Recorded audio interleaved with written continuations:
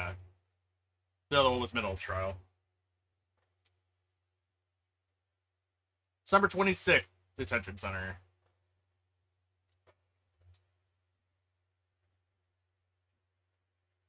Maya. Hey, Nick, it's you. Thought Mr. Edgeworth made it through the day okay. It's a relief. Hey, why'd you do that anyway? I don't know. I just knew I had to do something. I know I'm not the lawyer my sister was. I'm sorry. Well, you did save the trial. Just behave from now on, okay? Uh, okay. I don't think we need anything from her, so we could just go. I guess court. We could go to like the criminal affairs. I think maybe that's the best place to go right now. I have no recollection of what happened other than oh hey the testimony could be false and that's it. Because of the picture. Except the gumshoe's not here. Gumshoe's at the scene again today. Huh? Oh really? It's a live wire that one. Got into a fight with the chief for not following protocol. Not following protocol. I think wouldn't help them build the case against Edgeworth. Alright. You at the entrance again, or?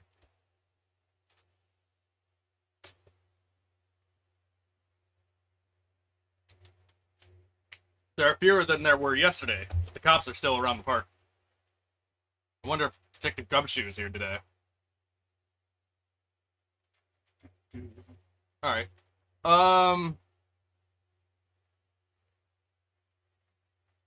Maybe he's at the beach? Either that or Larry, if I had to guess.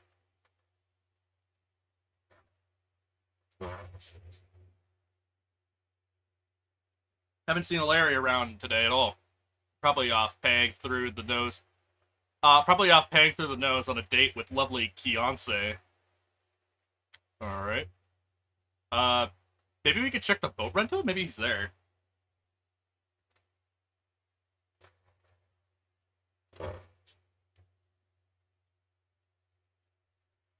Looks like the boat rental shop is closed today, too. Nothing? Small boat rental shop looks like no. That doesn't look like anybody's around. Probably closed because of the murder. Hmm. Hmm. That he's at the woods?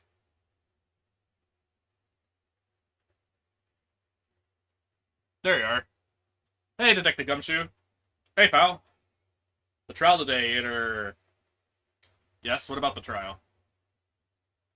Well, I was going to say good show, but it wasn't really at all that. Though you did save Mr. Edgeworth, I guess. I just wasn't sure how to thank you, you know? Thanks? Okay. Hey. Let's talk about tomorrow's trial. Quick move shoot. Any idea what strategy Von Karma is planning for tomorrow?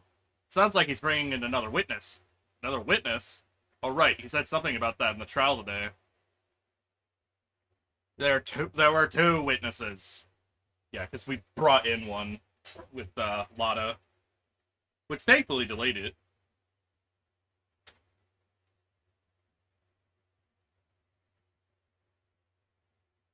I was wondering who that other witness was. Or who was it? So, sorry, pal. As much as I'd like to, I'm not at liberty to divulge that information. Right. Oh, right. I wanted to ask you something about Edgeworth. See, for earthquakes, I never heard anything about that before. Mr. Edgeworth doesn't talk about himself too much, see? But there's one thing that's clear as day. Hello, Purple Gamer. How are you doing? Him hating crime the way he does, and him becoming a prosecutor, him being scared of earthquakes. It all started with that variance, and good. That's good to hear. The DL6 incident. Yep, that's the one. 15 years ago, when he saw his father shot before his very eyes. He still feels the pain now. You can see it in his eyes. You can call me Purple? Alright, sounds good, Purple. I wanted to talk to you about Maya Fey. Huh? She's not out on bail yet? That's strange. I told them to let her go as soon as they had their report written up. Man. I don't know what happened in the courtroom today if it weren't for her. Seeing her get dragged out by the bailiff. I'll be honest with you, pal, I shed a tear or two. Mr. Edgeworth. He was so moved I saw his lip trembling. Really? Have you seen the memes? Yes, I am fully aware of the meme. Christmas, almost Christmas, does not mean Christmas. Really? Cold as ice, Edgeworth. He was really grateful for what she did, you know. I'm going to head back to the station. I got the report on Maya and get her out here as soon as I can. Thank you. Oh, wait. I was wondering, how much is bail going to be? Don't worry about that. Mr. Edgeworth is posting the whole amount. What? Edgeworth? Didn't I tell you? You have a Discord because I want to send you a meme. I do not have a Discord server. Sorry. Nor am I comfortable just giving you my Discord account to just send like a random meme or two, whatever. Sorry. He's grateful to her for what she did. What about Discord? Yeah, sorry. Yeah, no, sorry. Alright, pal, don't forget to go pick her up, okay? Maybe I can get Edward to pay this month's rent, too. Thank you for the follow. Purple, we reached our goal of 80. Nice. I just kind of leave the, Twitch, like, automatic one for, like, follower goals and all that, so... That is nice to have and see. Okay, so I guess we just go back to the, Just go back to the bailiff, right? Or the detention center? That's what I meant to say.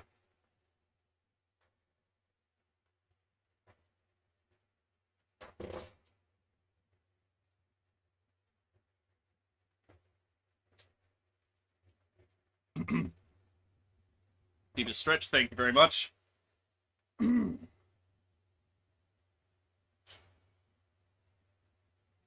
Ah, shit. There we go. That's better. Hey, Nick, you finally came. They just finished the paperwork. I'm free to go. Free at last, huh? Those interrogators were really mean. They were like, okay, what did you do this time? Like I was some kind of criminal. Can you believe it? Like, this is like the second time this game you're, like, accused of something. Like, are you that surprised? Like, actually, no. You were accused once in the second case, and then... Did they? No, this is, like, the second time. She always gets charged with murder. Yeah, I know she gets charged in, like, later games and shit. She gets, like, a total, like, accused, like, 5 times for various crimes.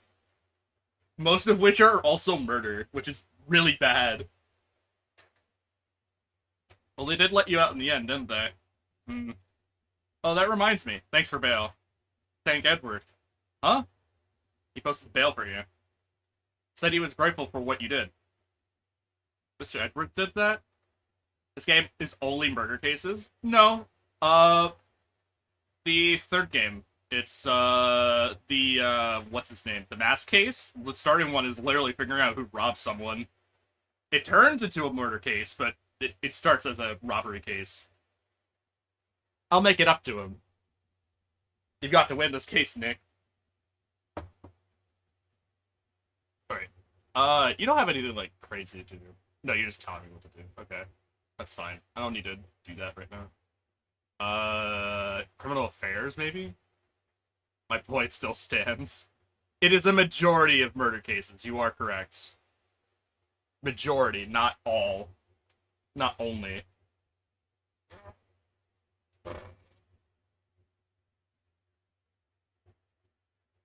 There aren't many cops around today, aren't there? They're probably back at the precinct working up the case against Edgeworth. Hey, y'all. Hey, it's Lotta. Y'all really did today. Well, what did we do now? Nah, I'm not complaining. See, I did a little thinking, a little self-reflection, you might say. I realized that being a witness is a mighty big responsibility. Just got done with summer school. Nice. It's extremely boring. Yep, that's how it typically is.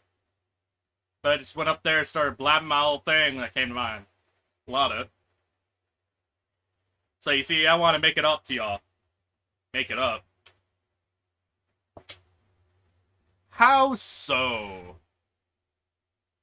What do you mean by making it up to us? Well, you see, actually, I got a bit of information for you. What? That long karma didn't want me to say nothing about it.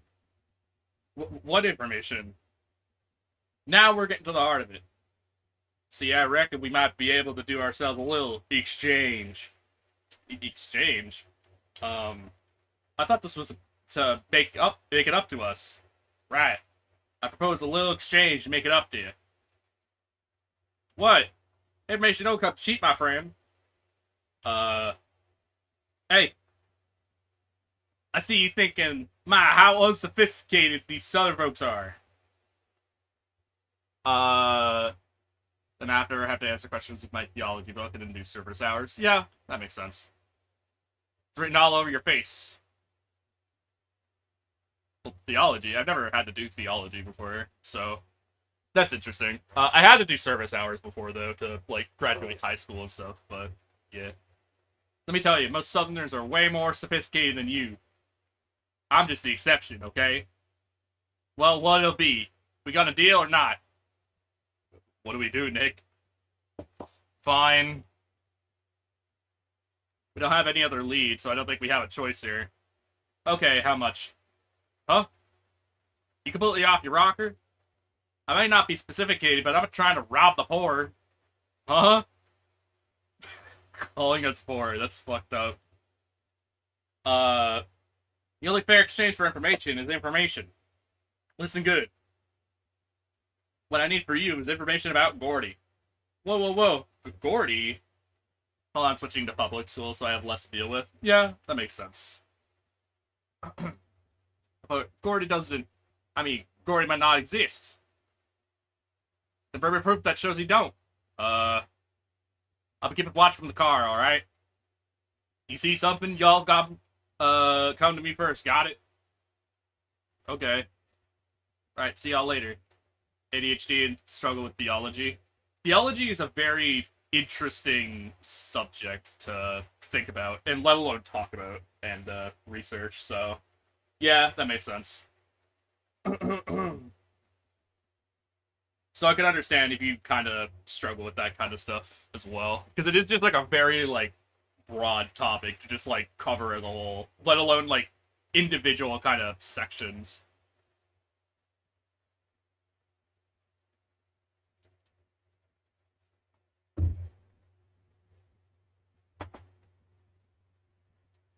Okay, Nick, let's get hunting. Hunting? You don't seriously mean. Gordy? I sure do. What about Edgeworth?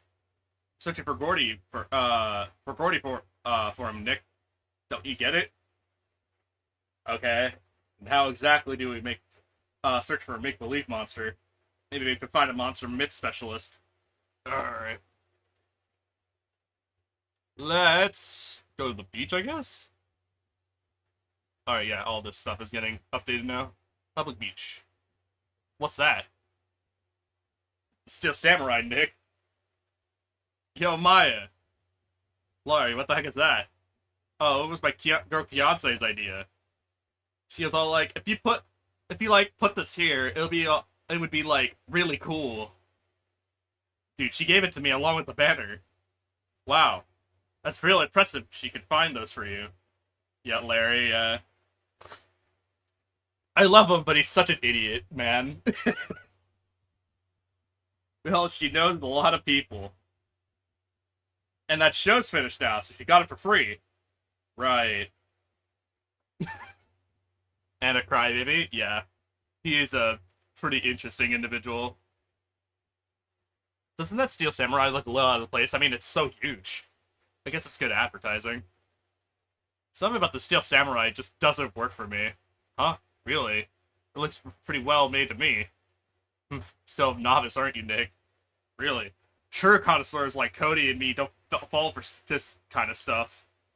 Still, samurai fans are obviously in league with their in a league of their own. I mean, it doesn't really kind of look like it, I guess. Big samurai. Hey, Larry, when did you get that big thing? Huh? Oh, the big guy? I had that for about a month, yeah. It's a big hit with the kids. Why wasn't it there yesterday? Huh? Huh? Oh, right. The compressor was busted. Compressor? Yes, that little unit by my hot dog stand. Oh, that thing. That's what I used to put air in the Steel Samurai. Have you seen the musical by Random Encounters? The Phoenix Wright musical? I know of it, but I haven't.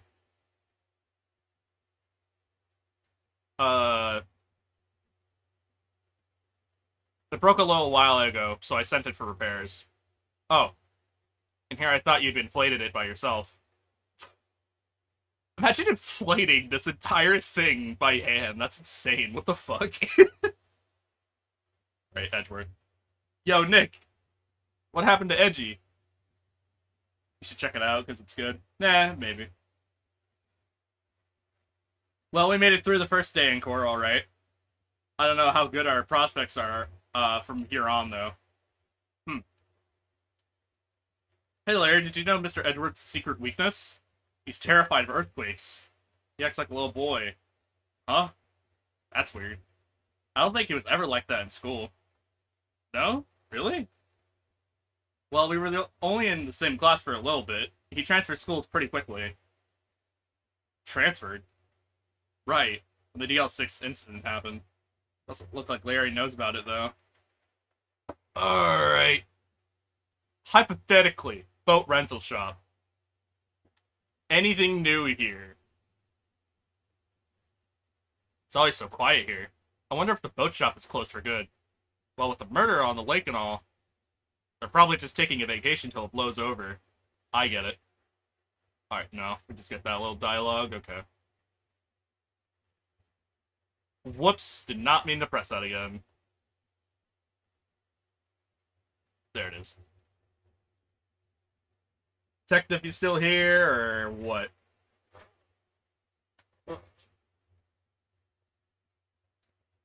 Oh, hey. Hey, y'all. Well, y'all found anything about Gordy?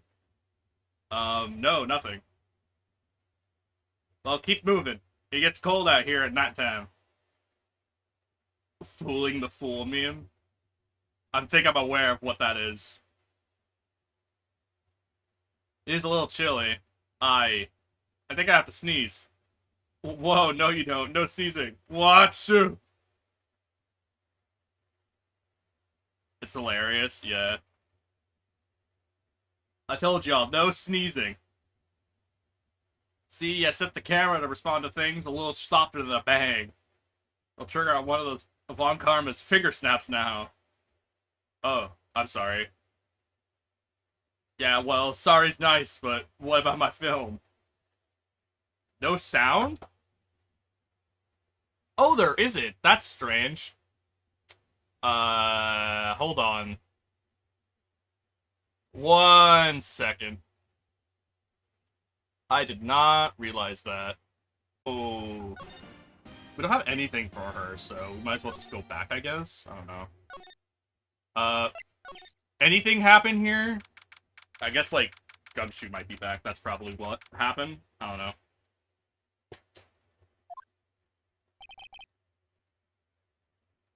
It's back? Yeah. Because I turned desktop audio on. Normally I just have an isolated, source for my, game audio for whatever I'm playing. And I mute, like, everything related to desktop, except for my microphone, obviously. That's how you're able to hear myself. And, that's usually how I just do streams and stuff. Mainly so I could also, like, change, like, audio levels of, like, say, peak my friends in Discord or whatever, so if they're a bit too loud, I can lower it, or if they're, a bit too quiet, I can raise it compared to the game and stuff like that. Right, so.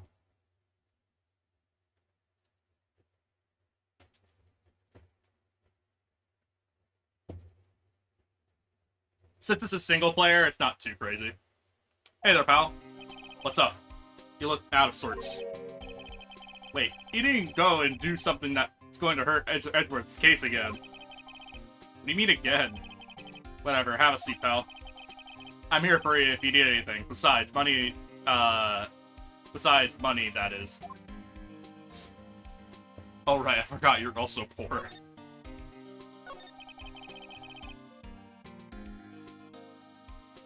How's the investigation proceeding?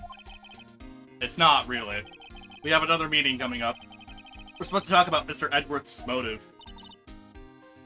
Do I do reaction streams? As in show my face on a webcam? No. Otherwise, like, I do react occasionally to, like, various directs and stuff that come up, but other than that, not much, admittedly.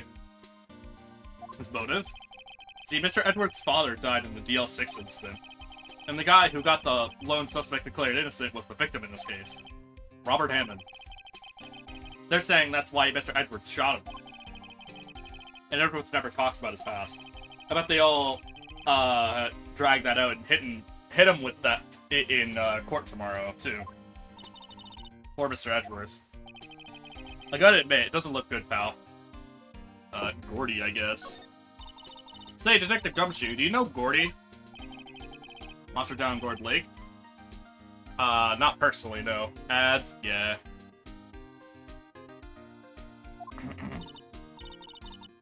Well, we're looking for it. Huh? Are you out of your mind? Yeah! Got enough time to go wild monster hunting? How about doing a little questioning for me, then? Oh.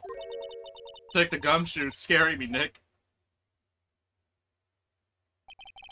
I'll take a gumshoe about the deal with Lotta. Nick, try telling him sooner next time. Or, sorry. Damn it, more ads. Yeah. It's around this time where, the, kind of buffer, I think, runs out, so yeah. Sorry about that. I see, pal. Sorry for shouting at you. Okay.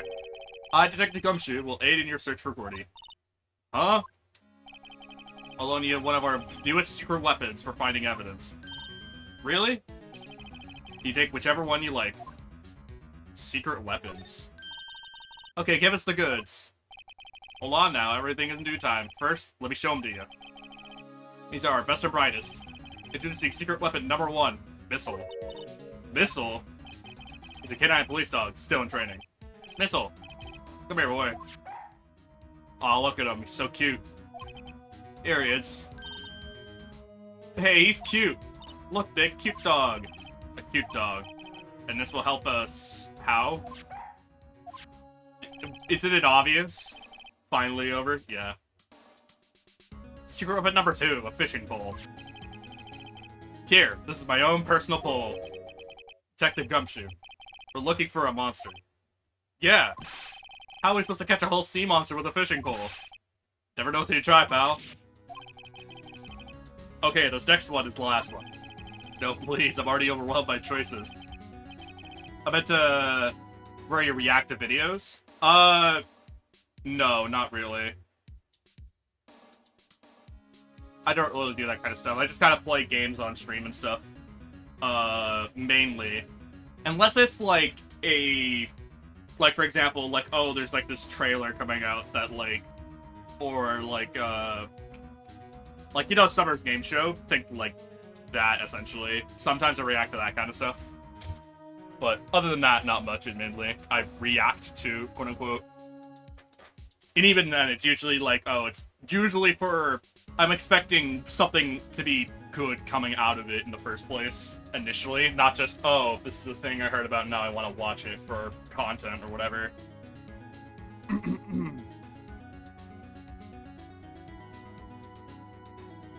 Do I react to a specific video? I mean, I mentioned, like, video game stuff mainly, but I guess that counts? I don't know. Not super often, if that's what you mean. It's usually, like, quarterly or some shit. So, like, every, like, 3-ish months or so, so... It doesn't have to be for an entire stream. No, it doesn't have to be. Unless it's, like, a very dedicated event. Like, I don't know if you know, like the video game awards and shit. Usually, those are like a whole stream, but that's because the event is like several hours long. So, but other than those, it's usually not an entire stream. It's like usually not longer than like an hour, for example. Damn, yeah. Video game awards is really long if you haven't seen them. It's where like they go through the awards of like what's like the best video game in like these categories, or what's the best like adventure video game, what's the best RPG, that kind of thing. So it essentially just boils down to like a popularity contest. So attention span is too short. Yeah, I get it. Secret weapon number 3, a metal detector. Here. Detective Gumshoe. We're looking for something alive. Right. How are we supposed to find out with a metal detector? Hey, you never know. It might have been eating soda cans. Well, which will it be? Can't make up my mind, Nick. The all seems so perfect. I can't make up my mind either, for the totally opposite reason. Well, I suppose it can't hurt to borrow one of them. Let's take the dog. Can we borrow a missile? Sure thing, pal. Be good to him. Good dog. So cute. Oh boy. Missile, canine unit and trailing, very cute with shiny eyes. That is true, they are very cute.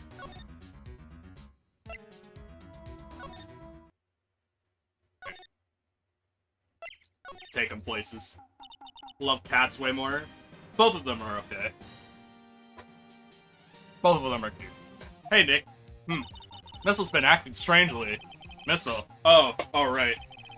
That little creature of the detectives. That little creature. Hey, I love little doggies. Good boy, good boy. What's wrong, Missile? Oh god. Ah! Missile!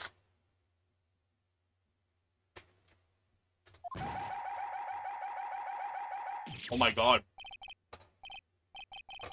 Stop that thing, cannibal! Gone rogue. Oh yeah, he did. He did what a dog does best. If there's food and he's not held back, he will totally go for it if he's not trained. My samurai dogs. Wow, he ate every single one. I'd be very concerned, considering it's a puppy. They should not be doing that. Doesn't like crybabies. Damn. Sorry don't pay my bills, Nick. Ah, it's going to have to this time. Welp, that was fun. Woods. Hey, buddy. Look around. Hey, Lotta. Oh, cute. He yours? Canine police dog. His name's Missile. Huh. Canines aren't, the only ones, are the ones that used to sniff for things, right? I wonder what Gordy smells like. I hadn't thought about that. Alright, no. Okay. Well, rip his fucking business. Hey, Larry, look. Isn't he cute? Keep that mother away. A big boss. There's a big boss in charge of your hot dog stand? Nick, maybe that stand, the stand's the front for a mafia money laundering scheme. I very much doubt that. I think you should probably try and, look a little sorry about what happened. Oh, right. You solved 2 cases in this? Yeah, pretty much. This technically is like 2.5 cases, basically. It's like 1.5 cases, basically, considering they're both part of the same thing, I guess. They have the same integral motive, regardless.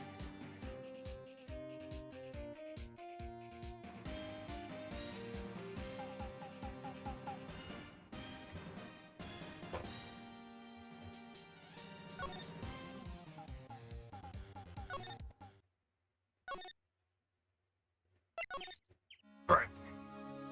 Yeah, hey, buddy, that didn't, really work out. The other things? Yeah, sure. What'll be your pick? Fishing pole? Flimsy-looking fishing pole. Sure thing. Oh, if it breaks, be sure to dispose of it properly, okay? Right. Alright, let's move on. Bleh. Beach, I guess. I guess we'll, like, go to the boat rental shop, maybe? And, like, I don't know. Whoops. Oh, yeah, we can't present anything here, Lamau.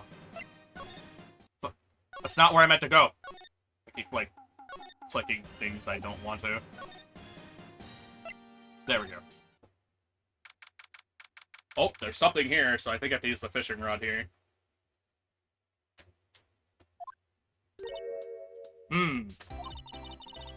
Okay, like, this looks like a good spot. Good spot for what? Time to do some fishing. She's serious. What are you gonna use for bait? Oh. Yeah, oh.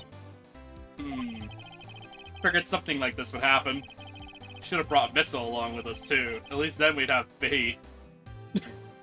Do I have YouTube? I don't really post on YouTube at all, so, technically no, in terms of, like, oh, do I have, like, a YouTuber channel or anything like that? If I do bring it back, it'll probably just be me uploading VODs and shit, and that's kinda it, I'm not gonna lie. Nick, how could you? I'm kidding. I'm kidding. Some jokes are better left untold. Ooh. Hey, watch this, Nick. Just try not to reel in any camps or boots, okay? Here we go. Ah! My leg!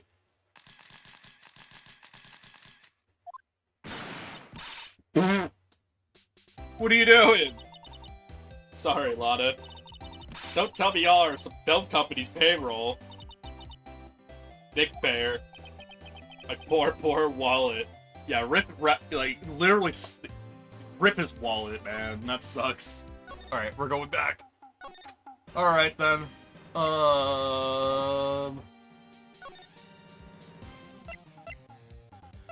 It's the entrance, I don't know.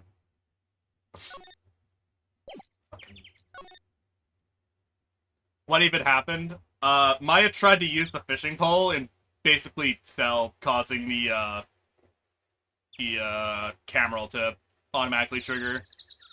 It triggers on softer sounds now, not just like loud bangs.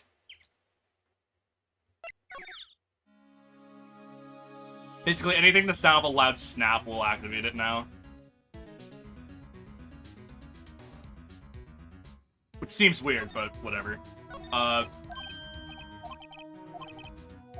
Metal detector. Metal detector, sure thing. Not sure we're gonna find this, but remember, you're hunting up a monster. Anything is possible. Alright. Borrow all of the secret weapons. Okay, thanks, game.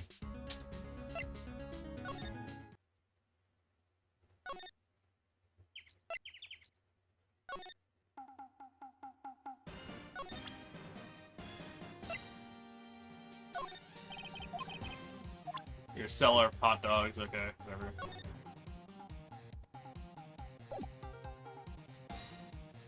How long do I typically stream? 4 hours, usually. 3 to 4 hours. The exception is if it's like a short react stream or something like that, where it's usually about an hour. Well, mainly if I don't have anything better to do. Dick, it's beeping! The metal detector's found something. Sure is loud enough. What time is it for me? It is 8:52 p.m. Eastern. Sure is loud about it. Whatever it is, it must be in those bushes. Go check it out, Maya. Why do I have to check it out? You're not wearing a suit. Nick, look. Huh? An air tank. Huh, the air valve looks broken. I thought it was Gordy. Maya, first of all, why would Gordy be in the bushes? And second of all, why would a metal detector react to a sea monster? Oh. Huh? Something's wrapped in this air tank. It looks like a string of flags? Well, we might as well take it with us now that we found it. It's heavy. Air tank. An empty air tank. The valve is open and a banner of flags is wrapped around it. Interesting. Yeah, hey, Larry, do you happen to know anything about this fucking air tank? Gonna watch YouTube. Alright. What? An air tank? What about it? Larry, I wanted to ask you something about something. Have you seen it before? Have you seen this before? Huh? Me?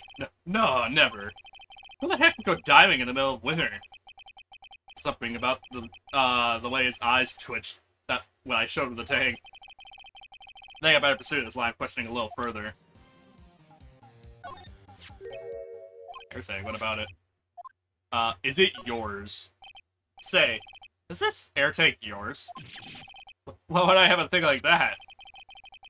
Look, see how there's a string of flags around the tank valve? It's just like the string of flags around your steel samurai there. It must be a coincidence. There's strings of flags everywhere these days.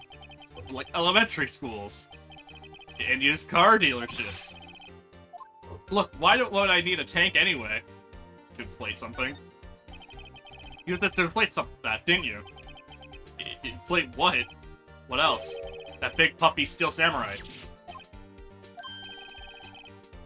Now, why would you go asking me a question like that? Looks like I hit a nail on the head. Right. Actually, see the compressor I always use was on the fritz. So I tried using the air tank to inflate it just once. And, it didn't go so well. As I suspected.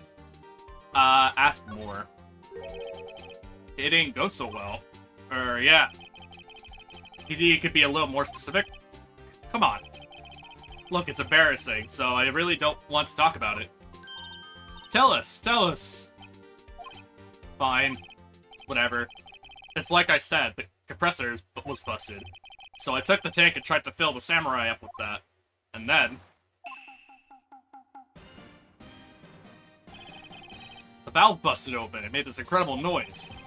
And then the tank took off like a rocket. I took my poor deflated steel samurai with it. What? Off into Gourd Lake. It sure scared me out of my gourd, that's for sure. Alrighty. That answers our question. Let's go to the woods. Hey, buddy. Check this out. I'd have to say I know exactly squat about it.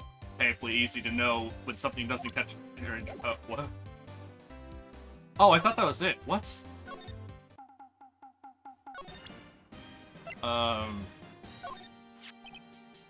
That's the guy that's selling my dogs faster than I can cook them.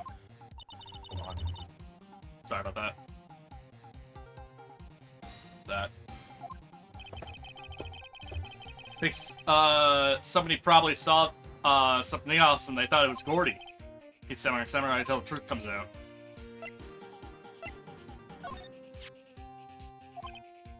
Time that happened. Blam. Let's know when the whole thing took off. Like a rocket. Where the sight was. Wish I could have seen it. Me too.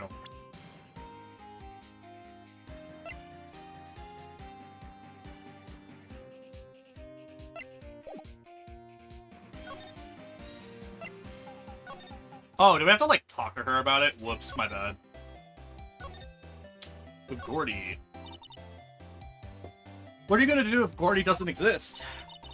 I'll quit being an investigative photographer. What? After all, I've only got one phone in my name so far. Was it a good one? You bet your UFO. UFO. Anyway. If I can't get a career making photo this time around, that's it. I'll quit and go back to school. Oh, are you really a university student? Yeah, well, I'm taking a break for a bit. Right. I can't fucking... Here. I was just wondering. Yeah? What if you get a picture of Gordy, and it turns out to be just like this apartment did? Y'all crazy? Or a picture like this doesn't make a hit story. I mean, if ever that screams, I am Gordy, hear me roar. I can't turn something like that this into the paper? What kind of fool do you think I am? What kind of fool would turn a blurry photo in as murder evidence in a murder trial? Not to mention claiming she saw something else you didn't see. I can't present that to you. That's literally it, though, is it? Hold on. Flying air tank. Oh, we have to do that.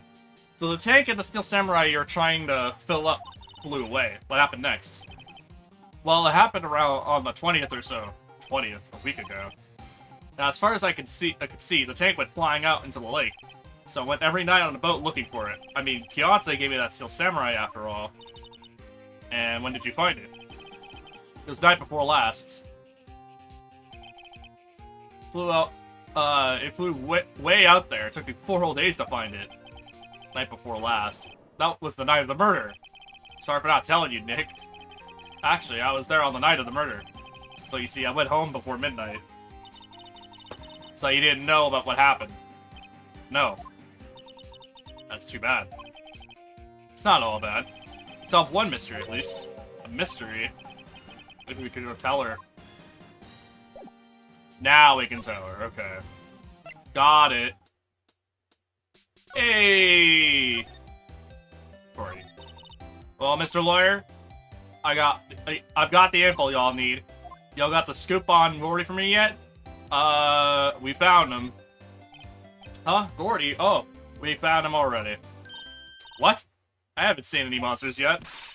Y'all for real? Gordy really exists? Wait, I need proof. Y'all got a photo? I have proof. Of course I have proof. No fair, Nick. It was when I went to the bathroom, wasn't it? It's when you made contact with Gordy. Enough jibber jabbering already. Let's see your proof. It's this. Larry's air tank? What are y'all doing with an air tank? This is Gordy. Excuse me? What exactly are you saying, Nick?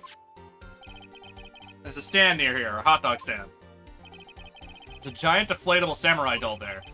About a week ago, an idiot who happens to be a friend of mine tried to fill it. He used this air tank, and when the valve blew, the tank flew into the lake. Apparently, it made a pretty loud bang when it flew.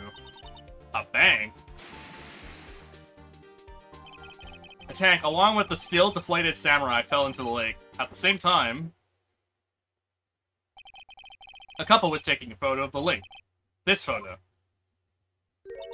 Wait, so you're saying that Gordy is really the Steel Samurai?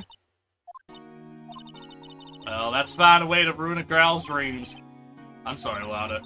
Nah, it's okay, you win. I'll give you your info like I promised. Poor Lada. Alright, what happened? Learned something in today's trial, that's for sure. That's fine, it's serious business. So I decided not to talk about the case anymore. Huh? Whoa, didn't you say you had information about the case? Tell us that at least, like I said. I'll wait for her on Gordy. Oh, okay. There we go. So tell us this information you have. A promise is a promise, I guess. I overheard the cops around here saying something about the witness tomorrow. Said he's the caretaker of the boat rental shop up the path here. Boat rental? There's someone there? I mean, it looks so deserted. Just an old guy living all by himself. Y'all should go check it out. Thanks, Otto, we will. Let's get cracking, Nick. Hold on. Something else? Yeah, the night of the murder. My camera clicked twice, you know. Wait, so you have another photo? Well, yeah, but there's nothing in it at all, just the lake. I figure it wouldn't be of much use anyway, so I'll keep it to myself. But it might not be all. It might not be that helpful at all. But here, take it. Shows an empty lake taken automatically at 12:24 at 11:50. That is interesting. So there was one gunshot, but not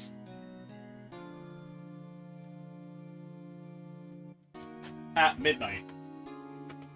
Interesting. Interesting. Bye now. Y'all take care. Time for me to pack up and leave. Poor Alana. It's all Larry's fault. Legend still lives on, I guess. The legend. Yeah, the legend of Larry. Familiar of all who know him for any length of time. When something smells, it's usually the butts. Someone should whip that butts into shape. Alrighty. Let's look at the boat rental shop.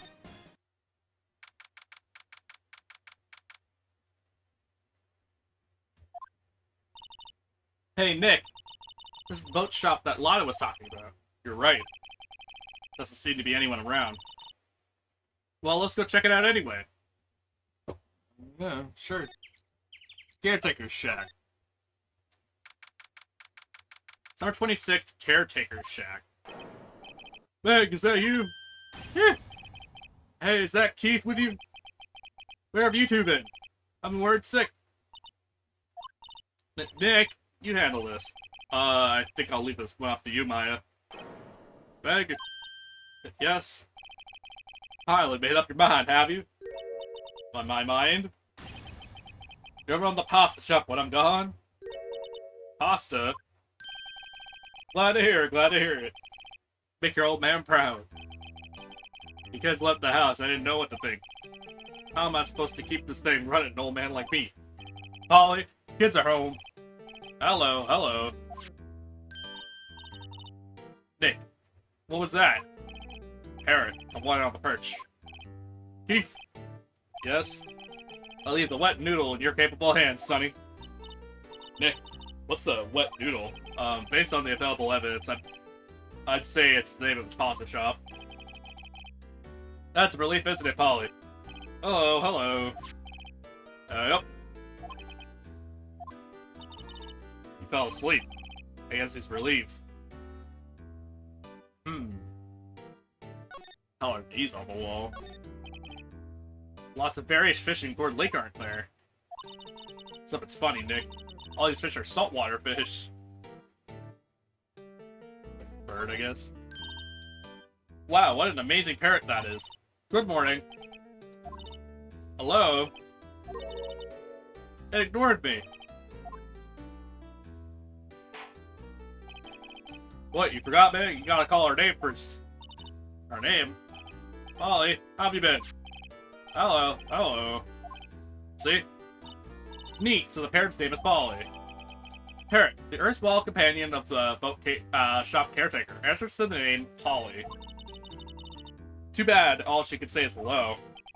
Ha ha ha. Old Polly can say lots of things. You just need to know the secret words. Secret words. Say it again. Polly, Polly, what's your name? Polly, squawk. Cute. Got a new friend. Is it television in here? Yes. Electric blanket on the table. Looks warm. That's a great idea. We should do that for the office. Sit down with our clients, snug and warm, and drink hot cocoa. What? What? Talk about burgers? You're a party pooper, Nick. Alright. Kitchen unit pretty clean.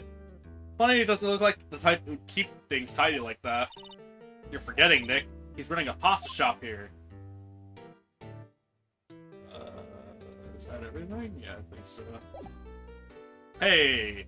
Pasta shop. A pasta shop? Yep, to think the wet noodle will live on when I'm gone. Father starting it, you know? That makes you two the third generation. Beg? Yes? Tomorrow we'll start the secrets of dough tossing. Dough tossing? You two, Keith. Yes? You'll be the best pasta wrangler the West has ever seen. Pasta wrangler in the West? Isn't pasta from Italy? Beg? Yes. You know the best pasta's always made west of the Rockies, don't you? Of course. Everyone knows that. Dick? Huh? How long do we have to keep this up this all in the family charade? Oh, I must know something about the murder. We're not leaving until we find out what that is. Boat rental shop. This is a boat rental shop, right? What are you talking about? This here's the Palace of Pasta, the wet noodle. Though now that you mention it, we haven't got many orders for spaghetti lately. All the kids come up and say, "Yo, dude, you You want to ride in one of your boats. That's why I keep giving them boats out there. Youngsters these days. Darned if I understand them. I'm pretty confused myself. If this isn't going anywhere. This old man is the witness tomorrow, right? We gotta find some way of getting information out of him.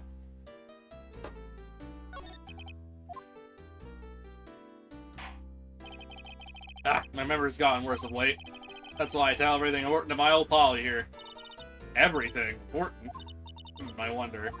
Polly, what's the number of the safe? 1228. Alright. Hey, Polly, watch it, will you? See, Nick? All it takes is a little clever thinking. And a criminal mind. Quick, Nick, write that number down. Hey, don't get me involved in your little heist schemes. Alright. Maybe I could examine them again? No.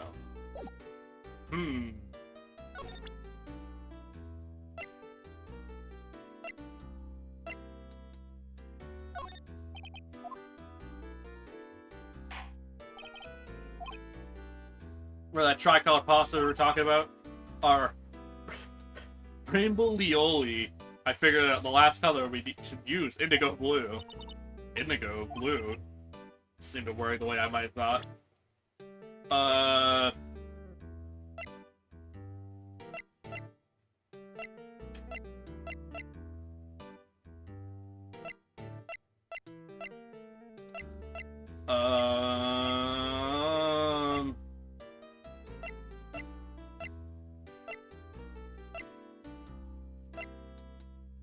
Is that it, I guess?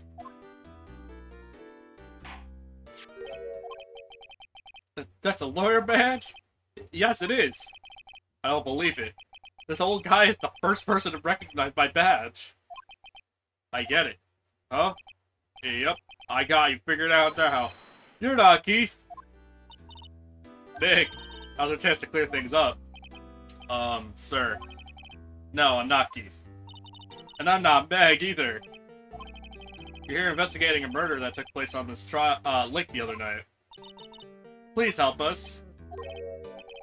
A lawyer, huh? Please, mister. Alright, I'll help. But on one condition. What's that? When this case is over and done, you're running the wet noodle. We can't promise that. I can't make that promise. Is that any way to treat your old man? Ah, you want my help? You've got the wrong man. Uh-oh, now he's grumpy. Not to mention he still thinks we're his kids. Should we just lie and say we'll run a shop? Okay, we promise. Nick, are you sure about this? Hey, anything to get this case solved. Also, who wouldn't want to eat Phoenix noodles? I guess so. That's my boy. Good for you, Keith. Wait, didn't I just say... You too, Meg? Yes. Bring a tear to your old man's eye, you know.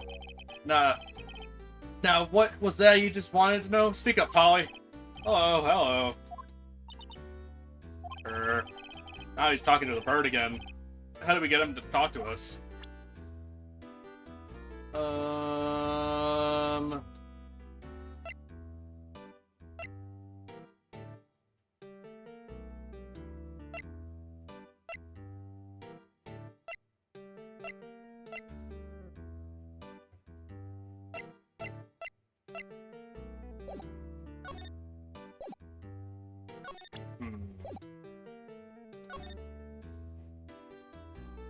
Oh wait, what's that? Hold on.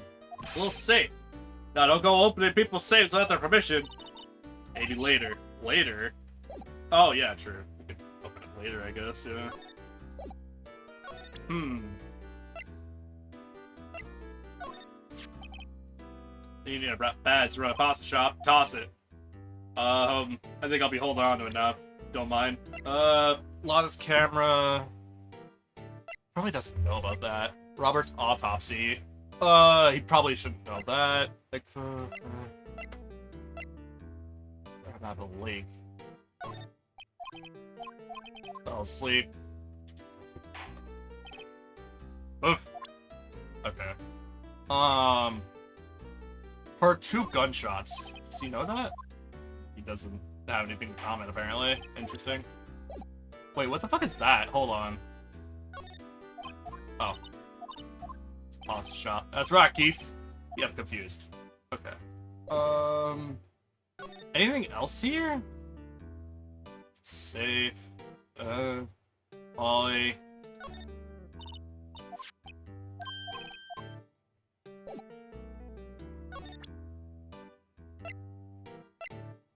Polly again. Polly, here's my only friend in the world. Isn't that right, Polly? Yep. Alright.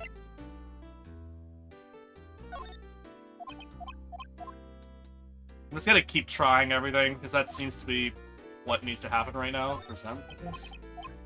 No.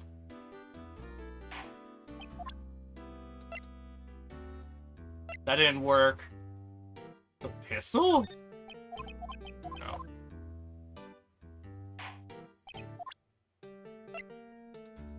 Victim, Malif. I guess Gordy? You know about Gordy? Nope. Okay. That solved it pretty quickly. This? I guess? Nope, okay. No idea who that is. Ooh, this? Hey, yep, I've seen this. You know something about this, sir? Keith. Yes? It's okay. You can call me Dad. Dad, you know something about this? Yep. The other night, out on the lake. Yes, yes? I know all about that. I've seen it. What? Tell us. Tell us what you saw. I suppose.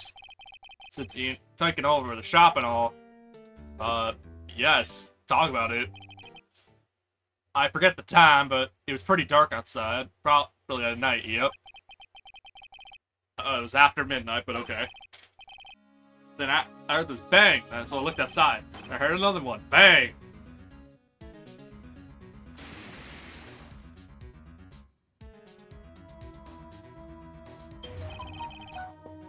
A little while later, this boat comes back. Hold on. Alright. A man walked by my window here. He's muttering something to himself. Yep. What did he say? Oh. I forgot. I'll remember tomorrow by court time, promise. I need to know earlier than that. You know what? Little Terry was just here. Terry? Yep, the kid next door. He used to make a cry, remember? Wearing his tattered old coat, got himself whiskers growing out of his face. Must be talking about Detective Gumshoe. He comes up and tells me to come down to the court tomorrow. Really? Somehow, I don't think we're getting much useful information from this guy.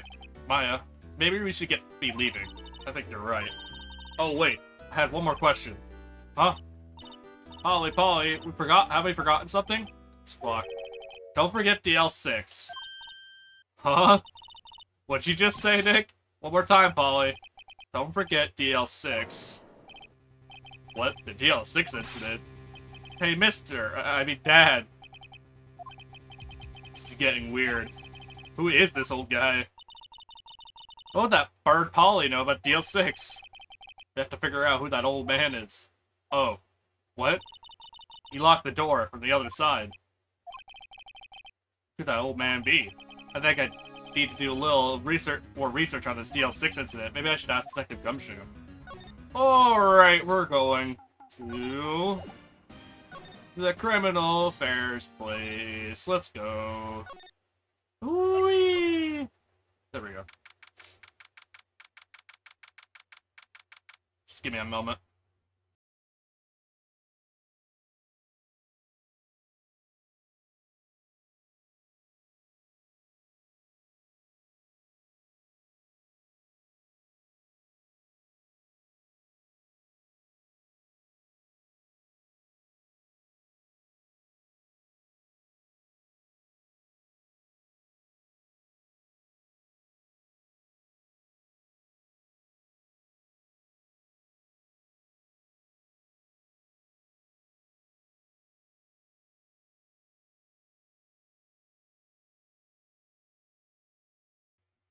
Alright, sorry about that.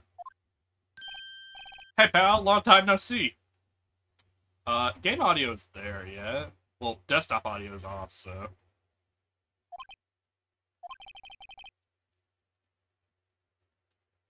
Yeah, game audio's weird, so... Maybe I'll just, like, reset OBS and see if it works after? I don't know. You don't look so happy. What's wrong this time? Actually, we wanted to ask you something. Yeah?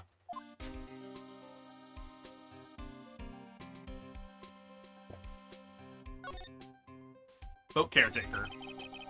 You know about the boat rental shop down at Cord Lake? Oh, yeah. The old man who runs it is appearing as a witness in court tomorrow, right?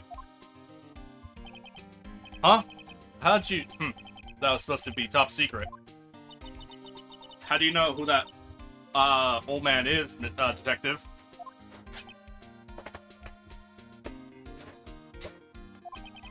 Actually, I don't. He's a bit of an odd bird. I haven't been able to get a straight answer out of him. I decided at first he wasn't persuasive enough to stand and testify as a witness.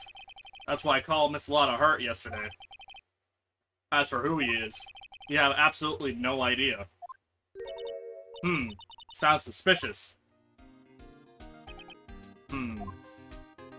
DL6 incident. Gumshoe, please help us. Huh? We need to know about the DL6 incident. That was when Edgeworth's father died. Can't help but think that it has something to do with this current case. To tell the truth, I don't know much about DL6 either. Mr. Edgeworth forbade us from reading the file, so I'm afraid I can't show them to you either, pal. What? However, if you can convince me somehow that the DL6 incident is related to this case, well, I guess I'll consider opening the file up. Polly? They literally said DL6, so I would assume. What's that, a parrot? The old man at the boat shop, the boat rental shop's parrot. The parrot knew about that incident, quote unquote. That incident? DL6. What? Polly, what have we forgotten? Don't forget DL6. I'm pretty sure that old man must have taught her that word. Yeah, but how would that old man know about the DL6 incident? Wait, what if? What if that old man was connected to DL6? Nick, think he might be.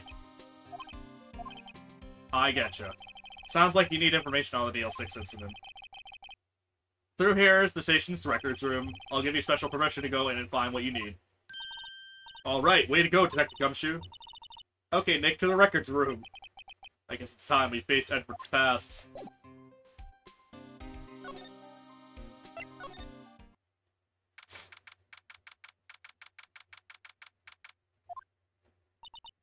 Wow! It's amazing. Lee Dusty. 10 years of files and 10 years of dust, I guess. Let's find that DL6 stuff, quick. 15 years ago, both me and Edgeworth were 9 years old. We were almost through with 4th grade when he suddenly transferred. Because of DL6? Nick, I found out where the file is. Oh, thanks. Just let me know what you want to know about DL6. I'll go get the right file. The case summary? Well, first I need to handle on the main facts, like a summary. Right. Summary. Found it. Here you go. December 28th, 2001.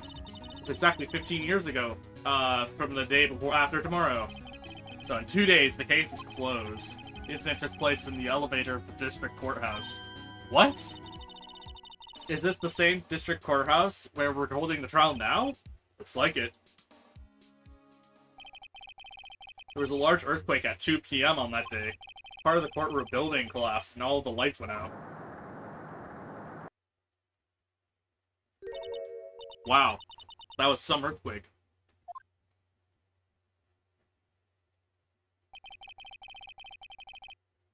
At the time, 3 people were trapped in the elevator. It took 5 hours for them to be rescued.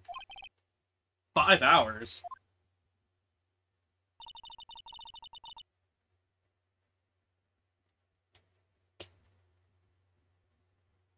That would be scary like that in the dark.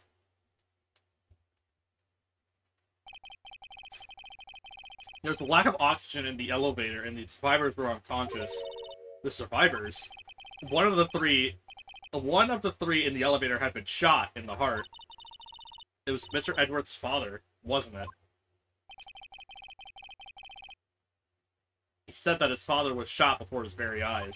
So Miles Edgeworth was one of the other passengers in the elevator. Victim data.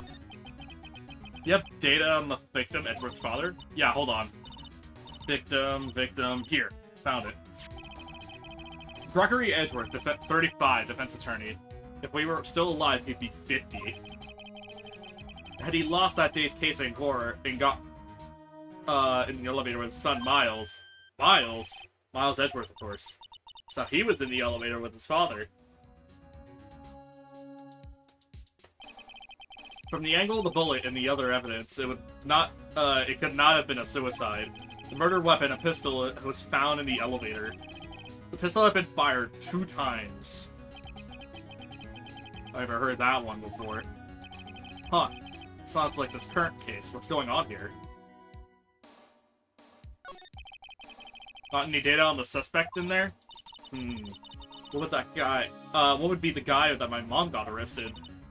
Hold on, this is it. The man arrested as a suspect in DL6 was Yanni Yogi. He was a clerk at the court, apparently.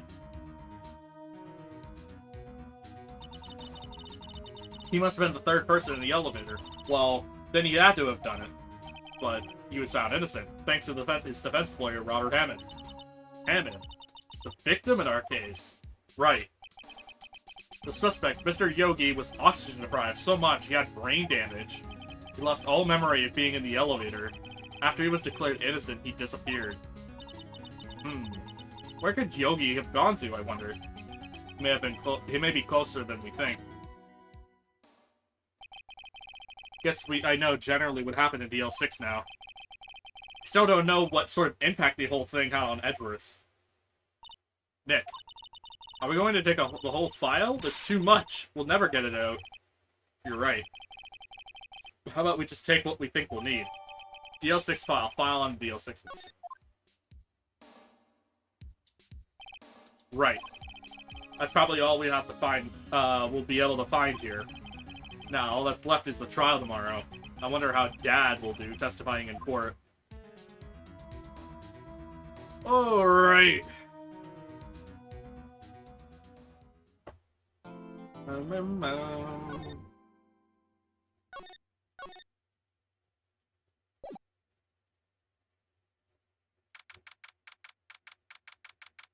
"27th.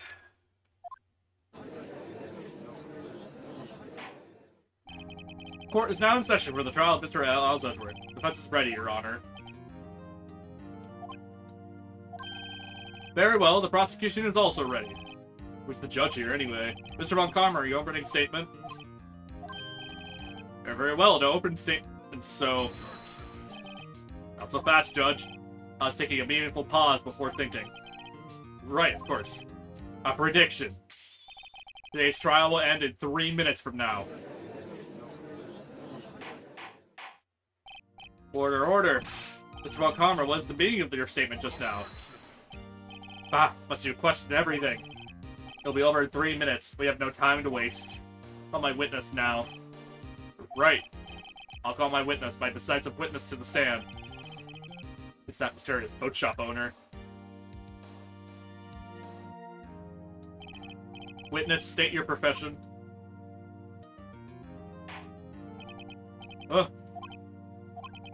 I am the proprietor of the restaurant, the Wet Noodle at Ford Lake. And I also rent boats. The night of the incident, you were at the boat rental shop, correct? Yep, I was.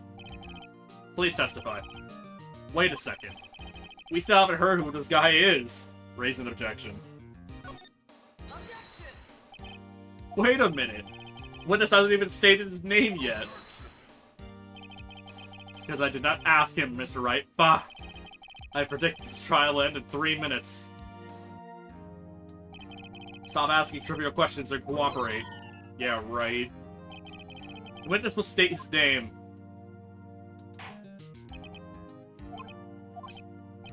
Well, not really sure, yep. What do you mean? My, memory. Your Honor, the witness does not remember anything beyond the last several years. Ergo, he cannot recall his own name. You can't recall, you say? Yes, but the incident took place 3 days ago. He can testify. Very well. Let's hear his testimony then, shall we, witness? Pretty sus though to let someone with, like, literally that doesn't know who the fuck they are to testify, but okay. Sure. It was the night of the 24th, just after midnight, yep. I was in the, restaurant where I, rent boats as usual. I heard a bang, yep. When I looked out the window, I just saw a boat just floating in the lake. Then I heard another bang. Just about then, the boat, comes back to shore and a man walks by my window. Very well, I'd like to begin the cross-examination. There is nothing to question in my witness's testimony.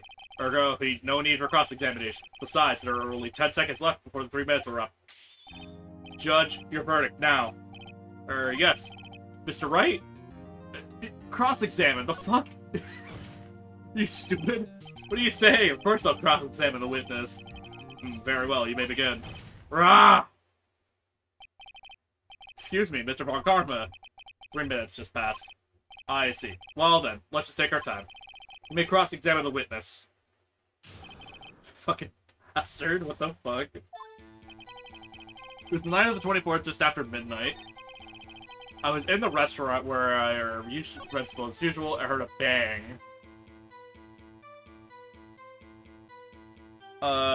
Yeah.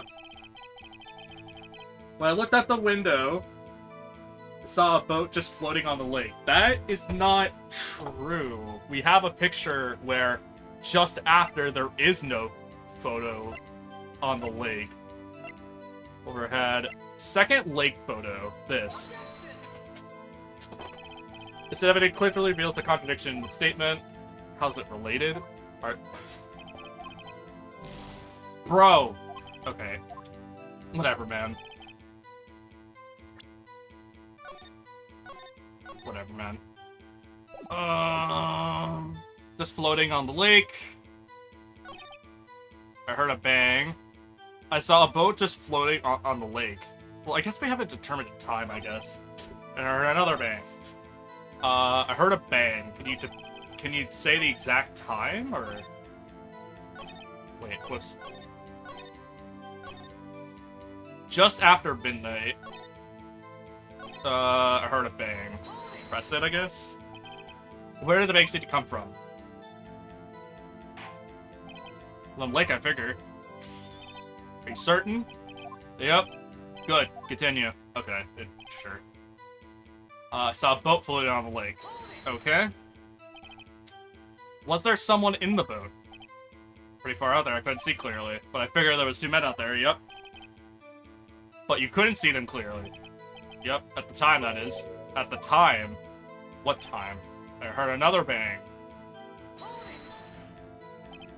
You heard 2 gunshots. Yep.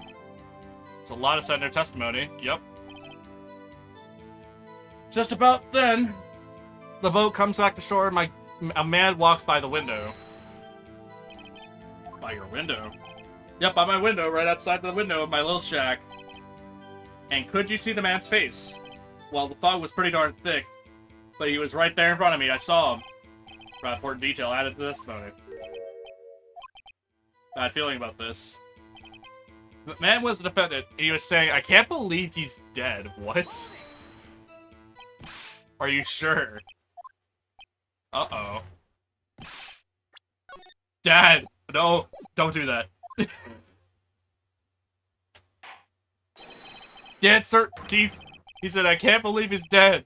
I said he was walking by, too.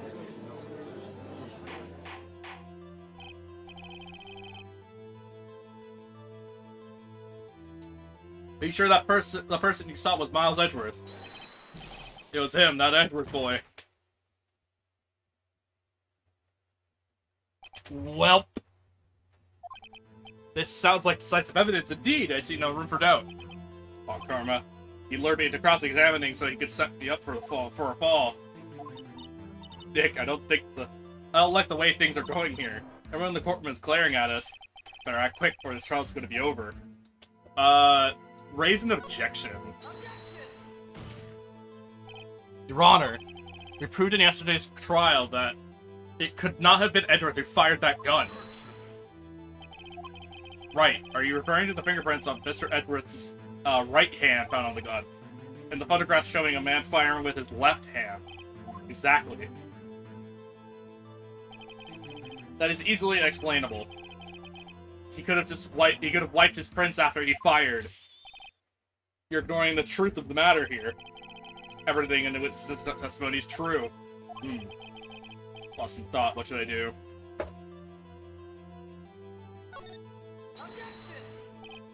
Your Honor, the witness claims that Edgeworth said, "I can't believe he's dead." But his word is all we have. If you are telling a lie, Mr. Wright, in a court of law, the evidence tells all. Apparently, you have yet to realize even this basic fact. He said his testimony is a lie, shows proof. Do we have evidence? No good, there's nothing I can do. Are you sure? Be honest. I don't know what to do anymore. Please. Can you hear me, sis? Please. We need your help. Nick needs you. 3 minutes was perhaps too high an expectation. However, 15 isn't bad. This must be a new record. Enough. The witness may leave the stand.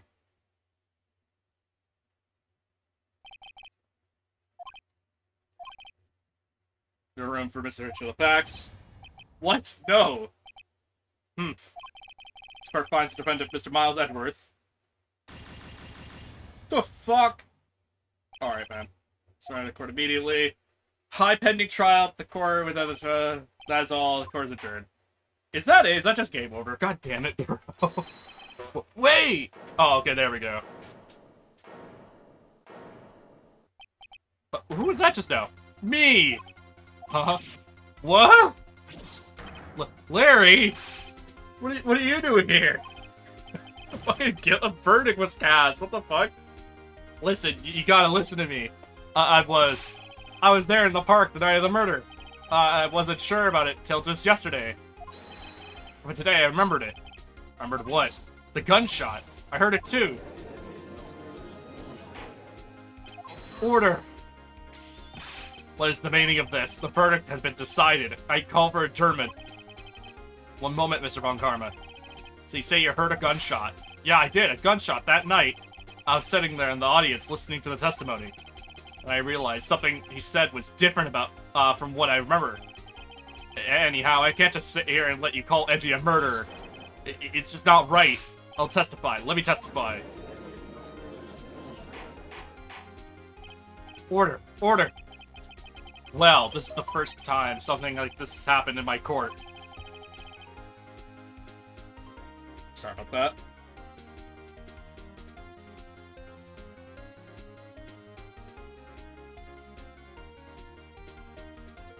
I'm not sure how to proceed. Judge, you've already given your decision. The trial is over. Nick, this is it. Gary's fighting for this one final chance at this. She's right. If only it wasn't Larry. He could make things even worse. Mr. Edgeworth was just declared guilty, Nick. It doesn't get any worse. You're right. Okay. Your Honor, if there's another witness, it is our duty to hear him speak. Right here, right now.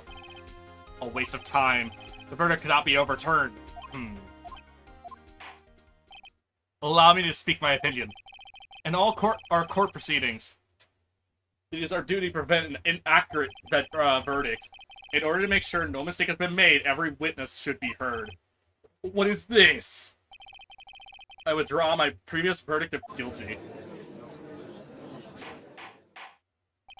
Mr. Von Karma, I order you to call this new witness to testify. Now. What? The witness will adjourn for a 5-minute recess. After that, we will hear our new witness. Court is adjourned. Whew.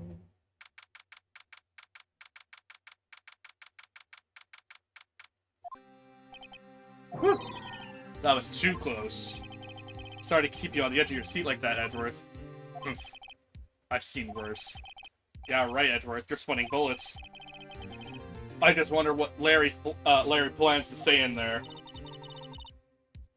Larry was at the lake that night? Yes. He said he went looking for the Steel Samurai balloon that flew into the lake. Oh, right.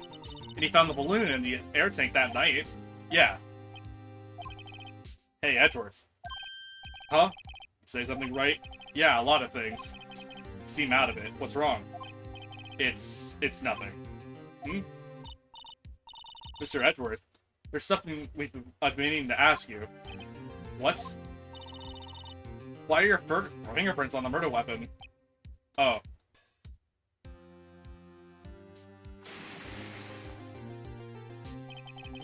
When he fell into the lake, I went into a daze. I couldn't understand what happened. I couldn't think straight. And I saw the pistol lying on the floor of the boat in front of me. I picked it up without thinking. I didn't have a reason, really. I see. Right. Yeah? This might be our chance. Chance? Von Karma has only ever run perfect trials. Perfect trials? Perfectly prepared witnesses, perfectly complete evidence. That's the secret to his success. This is the first time he's had to deal with something unexpected. He has to let someone he hasn't even talked to testify before the court. And that someone is Larry. What are you getting at? It's likely his testimony will be full of holes, but right? That's right, Nick. No 10-minute trial this time. We'll make this one for all it's worth. Hey, it was 15 minutes. 15! Everything's on Larry now.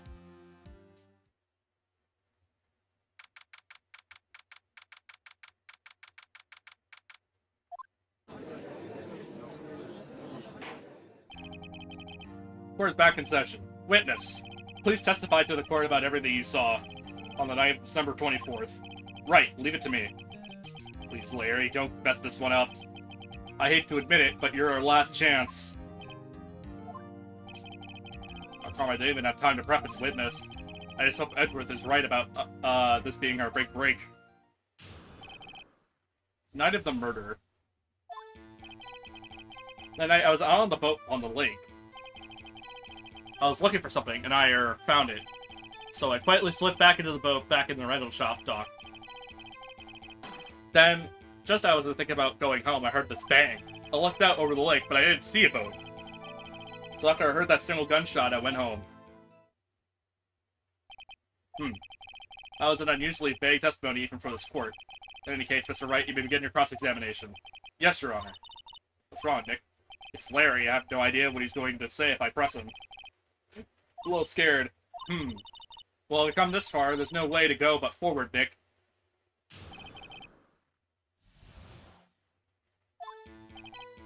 I was on the boat on the lake. Okay. I was looking for something and I found it. Can you explain to the court what you found or looking for? Looking for something. Yeah. Mr. Butts, what was it you were looking for? The witness was searching for is irrelevant. Most likely, he was hunting for this Gordy. That's surprisingly close to the truth, in a sense. This is all irrelevant. Let's get it over with. Finally slipped the boat back at the rental shop dock. Just then I was thinking about going home. I heard this bang. To the late, and I didn't see a boat. Are you sure you didn't see a boat?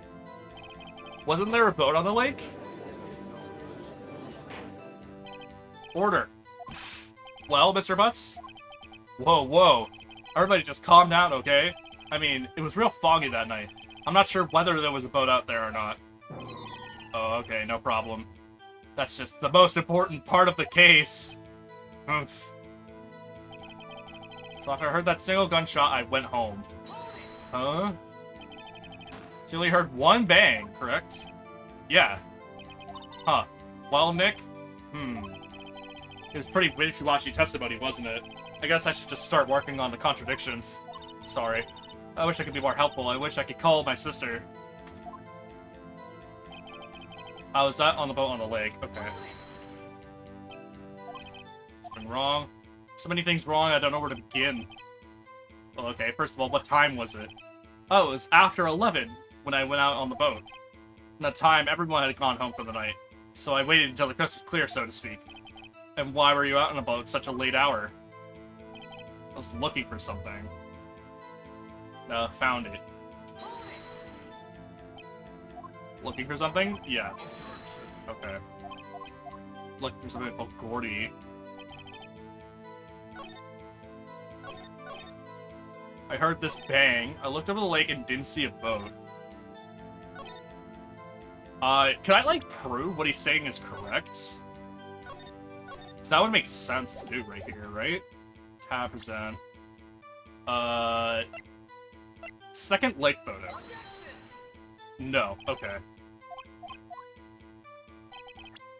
Okay, that doesn't work. Okay. I didn't see a boat. After I heard that single gunshot, I went home.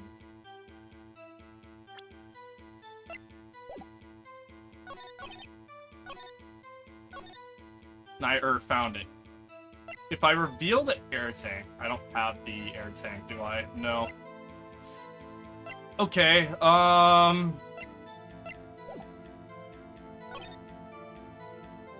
was out in a boat on the lake. For something and found it. This, I guess? Around what time was that? Alright, let's see. I figure I was out searching for about an hour. I guess it was around 12, yeah. You sure? Hey, don't give me that face. That's some kind of humane sundial, okay? People use watches these days. I was thinking about going home and I heard this bang.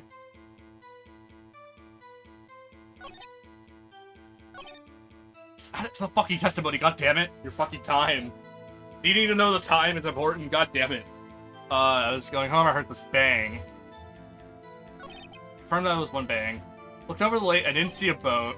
Single gunshot, went home, okay. Huh. Testimony, okay. Went on the lake, found something. Or something. It's irrelevant. Why are you so defensive of it? Looking for something and found it.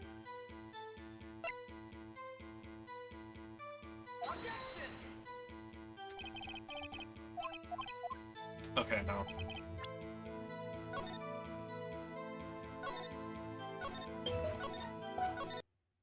Fucking Christ. Didn't see a boat. After I heard that single gunshot, I went home.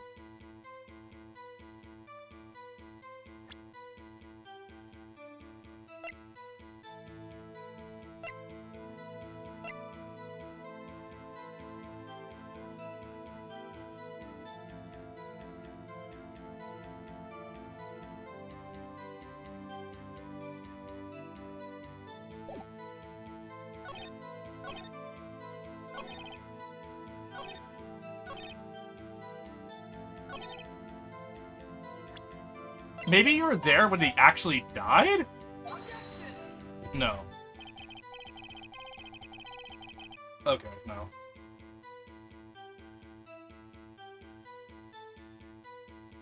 Alright, no.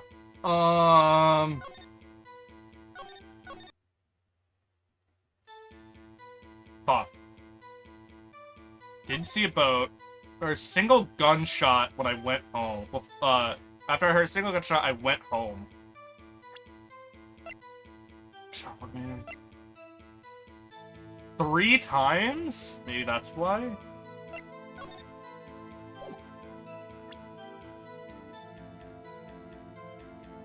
Blake.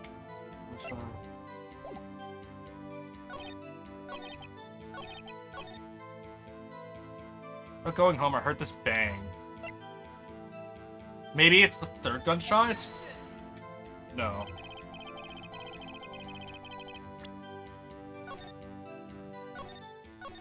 God damn it, what is it, man? Heard that single gunshot, I went home. It's definitely here, right? Because there's more than one gunshot. I can automatically at 12:45, but there was no boats.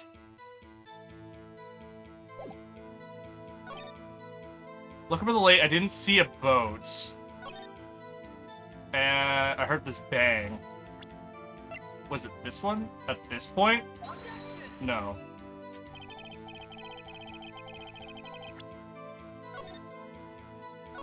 Fuck's sake.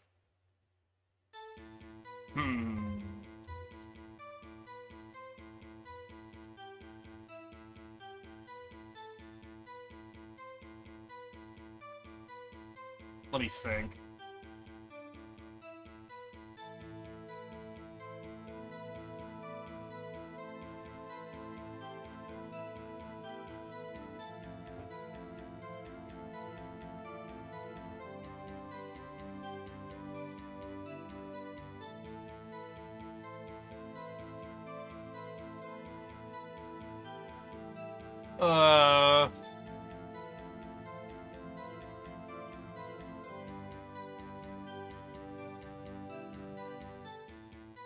Single gunshot and went home.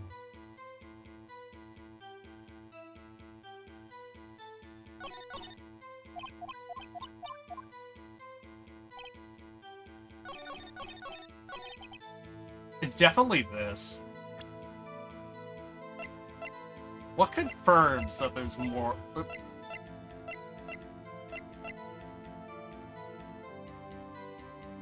Just after midnight at 12, but there's only one before he heard? Okay. Wait a sec. What? You only heard one bang, you're sure? That's what I said. And Miss Lotta Hart testified yesterday that she heard 2 bangs. The old man just now said the same thing. They both heard 2 gunshots that night. Huh? Were you even listening? Were you paying attention at all to what they said? Yo, Nick, please. Huh? You know, something's been bothering me. I'm a witness, see? I'm like a customer here. You gotta treat me nice and stuff, okay? Mr. Butts. What? You've only heard 1 gunshot. Are you sure?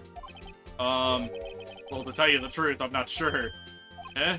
Not sure? How could you not be sure? Oh, well... I might have missed the other gunshot. I was, listening to something else. Something else? My radio, dude, with my headphones. What? Okay, there we go. Order! And stop that booing. Mr. Butts, you were listening to the radio with your headphones. Yeah, so what? That a crime?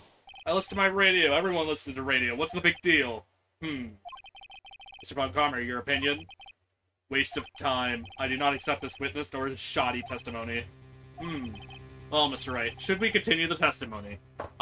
Yes. Your Honor, please allow the witness to continue his testimony. Nothing is more pitiful than a lawyer who doesn't know when he's lost. Very well, Mr. Butts. Please give your testimony, and be sure to include details like your radio. Right, leave it to me. I wouldn't, if there were any other way out of this, believe me. Alright. It's lonely, being alone on Christmas Eve. That's why I was listening to an all-request show on the radio, see? I was listening to it real booming loud like. And I'm sure I heard that gunshot. I remember exactly what the DJ was saying when I heard it, too. You're listening to your radio at a high volume? Yeah, that's the problem. Can a man listen to his radio in peace? Isn't this a free country? Truly believe Lady Larry has no idea what the problem is here. Judge, can you believe a word this witness says? What he heard was probably nothing more than a drum beat from the radio. True enough, it is difficult to believe this testimony. Wait, Your Honor. The witness said he remembers exactly what the DJ said when he heard the gunshot. Excuse me, DJ? An announcer, the guy who says things on the radio. Anyway, what that means is when he heard the music sound, no music was playing. The DJ only talks between songs, so he could have heard the gunshot from the lake. I'd like to cross-examine the witness, Your Honor. Very well, Mr. Wright. Can't believe I'm continuing the charade. What he heard. Alone on Christmas Eve. All request show.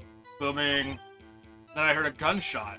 Remember exactly when the DJ was saying when he heard it too. What was he saying? What did she say? Mr. Wright, please cease these pointless questions. What possible good could knowing what the radio DJ said to do us? Indeed, Mr. Von Karma has a point. I'll allow the question only if you have some reason why we should care. We should care. We should care, Your Honor. Of course we should. Why? Well, how do you know we don't ask, Fine, Fine, very well. Mr. Butts, please testify in court. What was the radio announcer saying when you heard the gunshot? This was, you said, hey, it's almost Christmas. I heard the gunshots.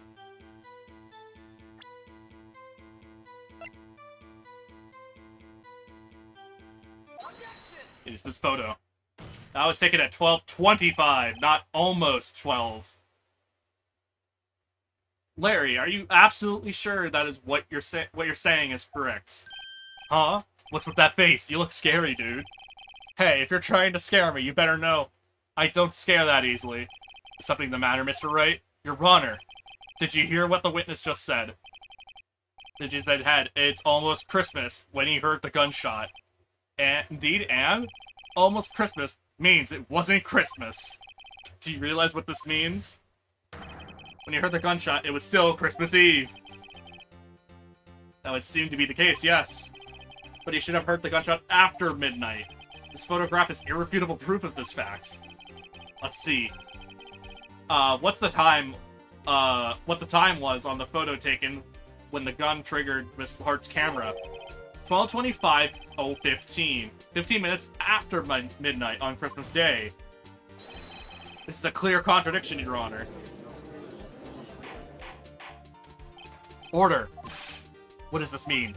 The two prior witnesses heard gunshots after midnight. However, this witness says he heard a gunshot before midnight. Judge, the answer is simple. The current witness is plainly mistaken. Just take a look at him. Suspicious. What? Well, Mr. Wright, what do you think about Mr. Butts' claim he heard the gunshot before midnight? He's right.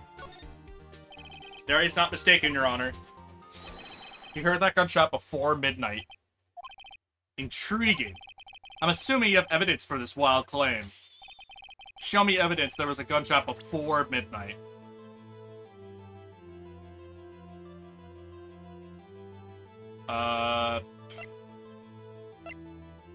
It's the second photo, right? Taken at 11:50. Yeah, this. Look at this photograph.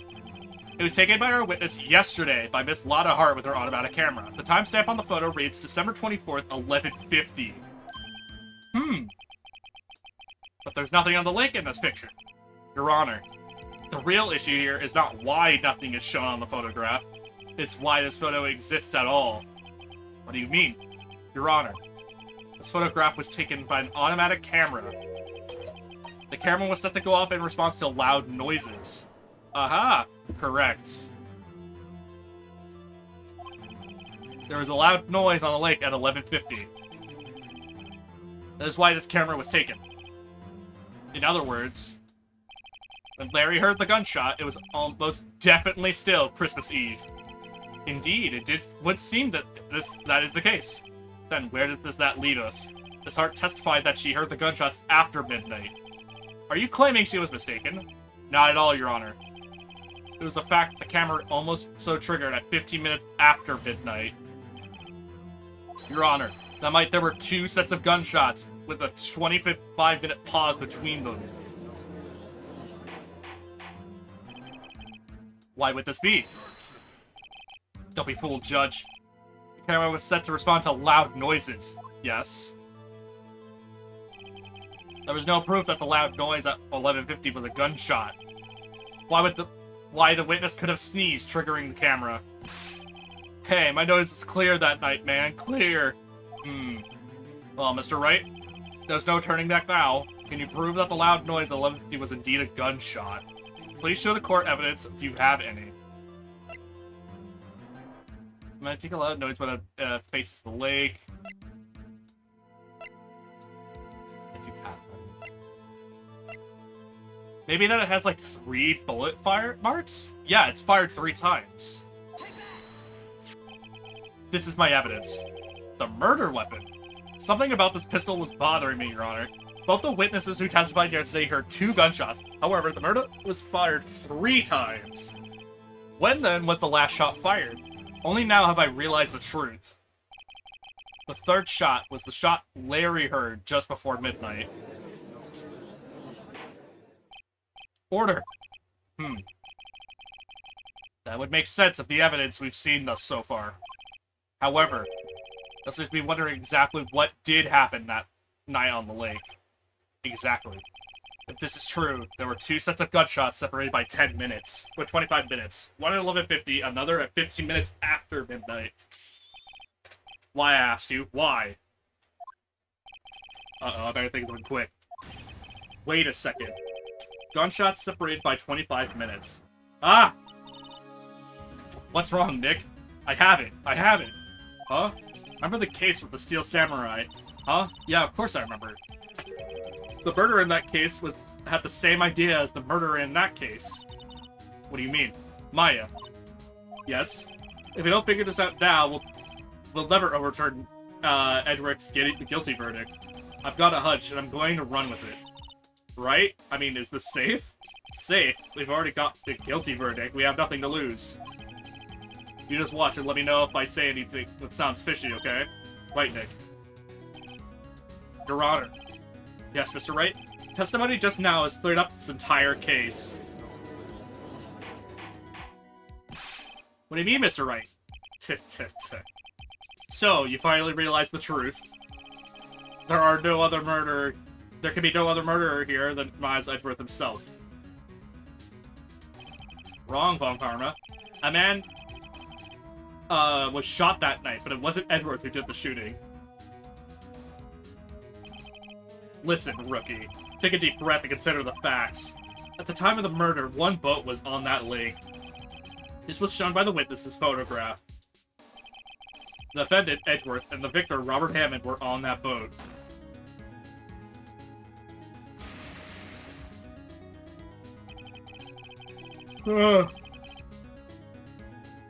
There was a gunshot fired on that boat, and Robert Hammond fell into the lake. The distance of the shooting was 1 meter. It couldn't have been a suicide. Well, the guilty party has to be the other man on that boat. I admit it was hard to imagine any other possibility. Yes, but that assumes that the victim was shot at 15 minutes after midnight. What do you mean by that, Mr. Wright? We have photographic evidence of the time of the shooting. Timestamp on the photo says 0:15. But Larry heard a gunshot 25 minutes before that. Robert Hammond was killed then, 25 minutes before the shot on the lake. That's the only way that Edgeworth could be innocent. Mr. Wright, are you quite mad? Explain who the men on the boat are. The murderer, Edgeworth, and the murderer. Of course, it was Edgeworth and the murderer. After the murderer killed Robert Hammond at 11:50, he assumed the guise of Mr. Hammond and met Edgeworth. What? Are you serious? Yes, Mr. Edgeworth won't tell why he went to the lake that night. However, I have a hunch. That night, Robert Hammond called Edgeworth to the lake. Now, Edgeworth didn't know Robert Hammond's face that well. That's why he didn't suspect anything when the murderer took Robert Hammond's place. I'm not sure what to make of all this. Ludicrous. Mr. Wright, tell us the name of the murderer then. The murderer's name? Right, it's... I don't know. Actually, I don't know the murderer's name. You don't know? Ah! Again, you waste my time. I don't know because he never told us. The murderer is the caretaker of the boat shop, that old man. At 11:50, he was the one who killed Robert Hammond. Caretaker of the boat shop? Where did he go? Where did he do all this? There weren't any boats on the lake then. Why would he have to go all the way on the boat, on the lake just to shoot someone? I suggest that the real scene of this crime was not on a boat. What? Where then? Well then, where did the murder take place? Show the judge where the murder really took place. Probably took, right around, here, if I had to guess. Around here, maybe? Maybe, Mr. Wright. And does this maybe include the reason why the murderer would choose that spot? Yes, well, maybe because there is no good reason. The murderer thought we'd never expect it. We should try again. Whoops!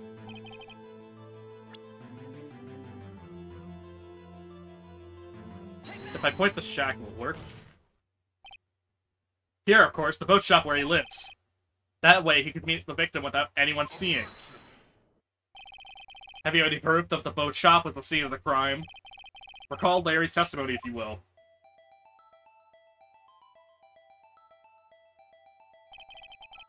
That night, he was on the lake searching for something. He finds it and returns to the boat. The boat. Then, he's turning to head for home, he hears a gunshot. He heard a gunshot, Your Honor, even though he was wearing headphones at the time.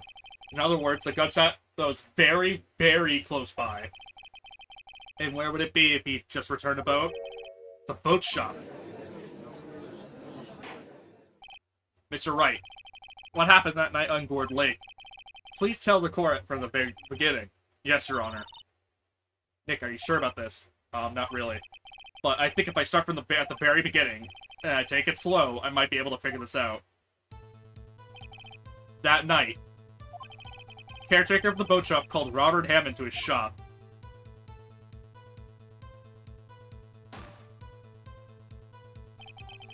This is around 11:50. That was when the gunshot that Larry heard was fired. After that, the caretaker put on Robert Hammond's coat. He became Robert Hammond. Then he got in the boat with Edgeworth and went out into the middle of the lake. Then who fired the pistol at on the boat, Your Honor? The caretaker. Of course, it was the murderer who shot the pistol. He shot twice. Both missed Edgeworth on purpose. Wait a minute. Yes? Why would he shoot twice if he didn't mean to hit anyone? Details. Know this, Mr. Wright. The moment you run out of explanations is the moment you lose. Tell us why the murderer had to fire twice. To create a witness. I believe he shot twice to create a witness, Your Honor. Create a witness? The murderer lifted his pistols to fire one shot. That ensures that anyone who heard the shot would look at the lake. Indeed, Miss Hart did exactly that after hearing the first gunshot. Next, the murderer waits for a bit and fires again. Then,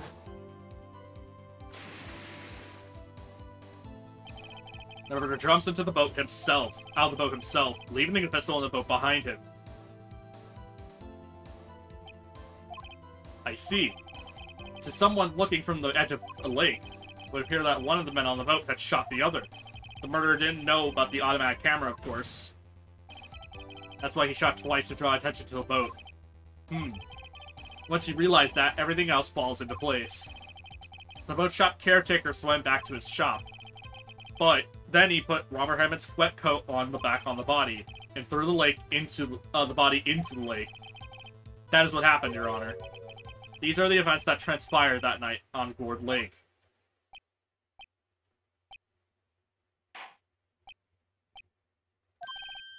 Bailiff, bring out the witness from before. The boat shop caretaker, quickly.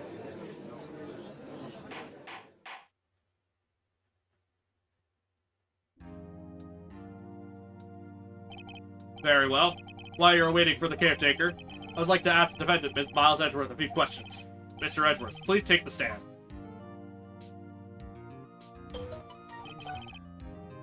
Sorry about that. I'm just gonna... There we go.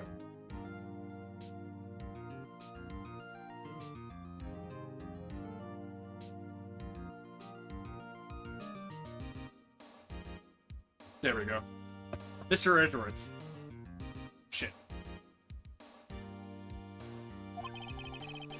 You heard what the defense has said? Yes. Well? Why did you go to the lake that night? What Wright has said was mostly correct. Astonishingly so, actually. Yes. Several days ago, I received this letter. A letter was signed Robert Hammond. He asked me to come to the boat shop by the lake at midnight on Christmas Eve. He said he had something very important to discuss with me. Something important? I'm sorry, I can't say what it was. Your Honor, sir. Well, if we're conducting a trial, I ask you to remain quiet. The witness has disappeared. He isn't at the boat shop either. What? What should I do? Well, find him, quickly. We cannot allow him to get away.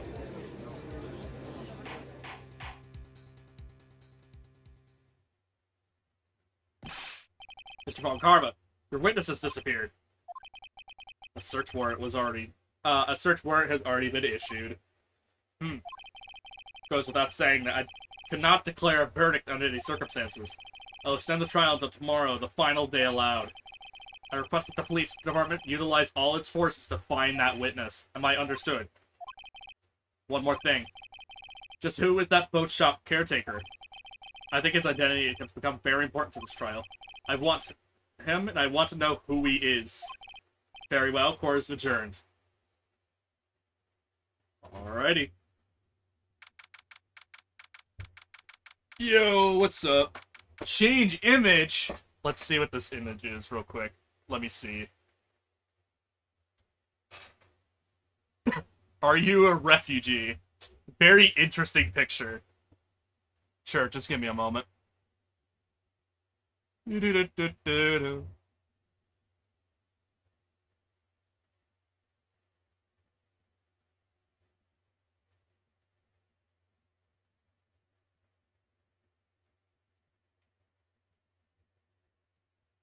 how are you doing while I'm doing this, I guess?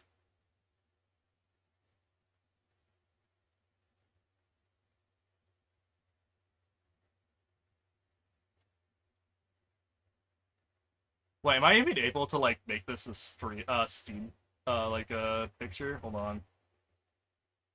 Or even, like, show it on Steam. I just sort of wanted an angry anime girl, and, well, that one was the most funny. Fair enough. I don't think I can even do that one. Let me see if I can find... Let me, like... Hold on. Let me, like... Hold on, big brain. I screenshot it. And make it so that it's, like... that size, I guess. Give me a second.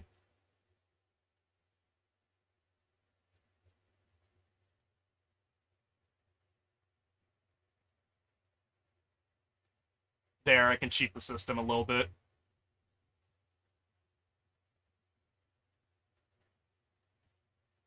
Yeah, that works. Okay. And then... There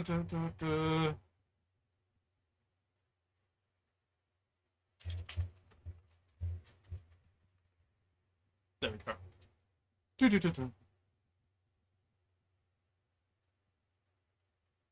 Also, very random thing that is very random. Overwatch X Transformers. What the fuck? The fuck? That sounds random as hell for sure. Anime girl. There we go. Holy, she's big. Okay, hold on.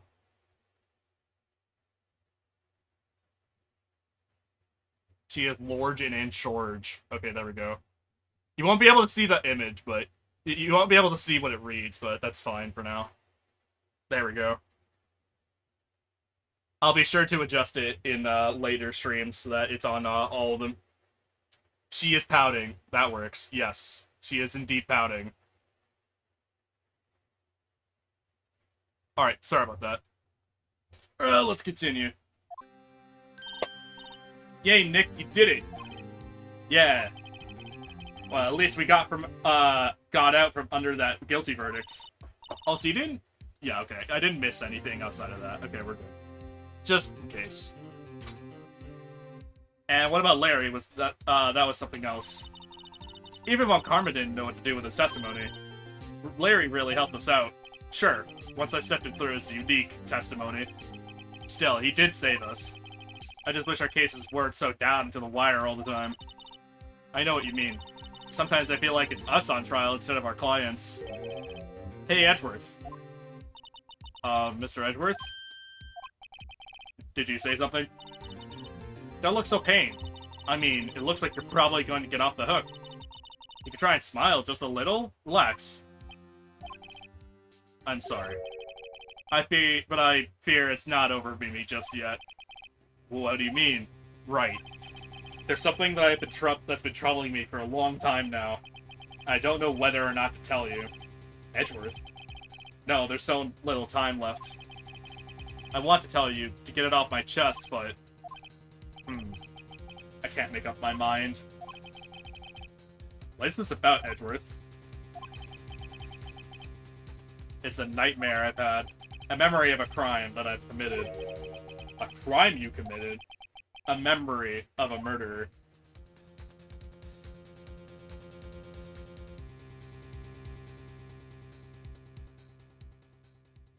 Shut up, boyfriend. You did not commit any murders. Stop lying to me. Stop speaking such nonsense.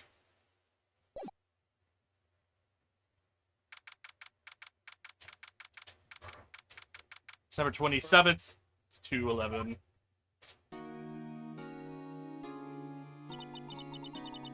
What was that, Mr. What was Mr. Edgeworth talking about? A memory of a crime that I committed. A memory of murder. Do you really think Mr. Edgeworth killed? I don't believe it. Not Edgeworth. Some people's memory has been troubling him recently. But he'd never take someone's life. Never. Nick. Yo, how's everyone's doing? What do you think of my performance today? I had him swooning in the aisles. Huh, Maya? Swooning? Me? Oh, yes, I do remember feeling pain. Right on. Tell me, the truth. Was it like love at first sight, right? Right, Nick? Me? Well, maybe my heart skipped a beat or two. I think you could do better than that. Come on, I said Edgeworth in there, dude. Edgy. You guys shouldn't be bowing you guys should be bowing before me. Yeah, bow before you, hero. Yeah, in your dreams, fucko. Later.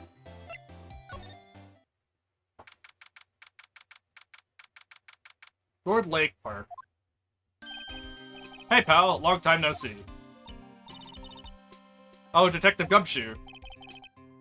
Close one today, huh? I got so worked up I snapped my tie in half. Sorry about that. No problem, pal. Thanks to you, we know who really did it. You mean the boat shop caretaker? Look, I'll make you a promise. I'll have that scoundrel in my custody by trial time tomorrow. Come what may. It's my duty to you as a police officer. Now, I'm off to catch me a criminal. Detective Gumshoe sure is active today. Oh, one other thing. No, I can go into the woods today. The woods? Are a lot of us camping? The woods are off limits to camping, and apparently the park ranger found it. He got pretty mad. No one can go in there for a while. I guess Lot is in a lot of trouble. Badoomtis. Anyways, I'll be seeing you tomorrow. Yeah, alright, man. Going here. Is Larry here, or anyone else? Huh? Steel Eyesore is missing. Ouch, bro. Eyesore. Looks like the hot dog stand is closed, too. Guess Larry's too busy about Mr. Edgeworth to show up for work. Damn, that's crazy. Anything in the trash can? Trash can with no trash. Alright. Well, it doesn't hurt to check. Do the signs say anything? Larry off today. Pretty happy about saving Edgeworth. True, we say. Oh, I'm big. Oh, I'm back. Welcome back, Purple. Go back to the boat rental.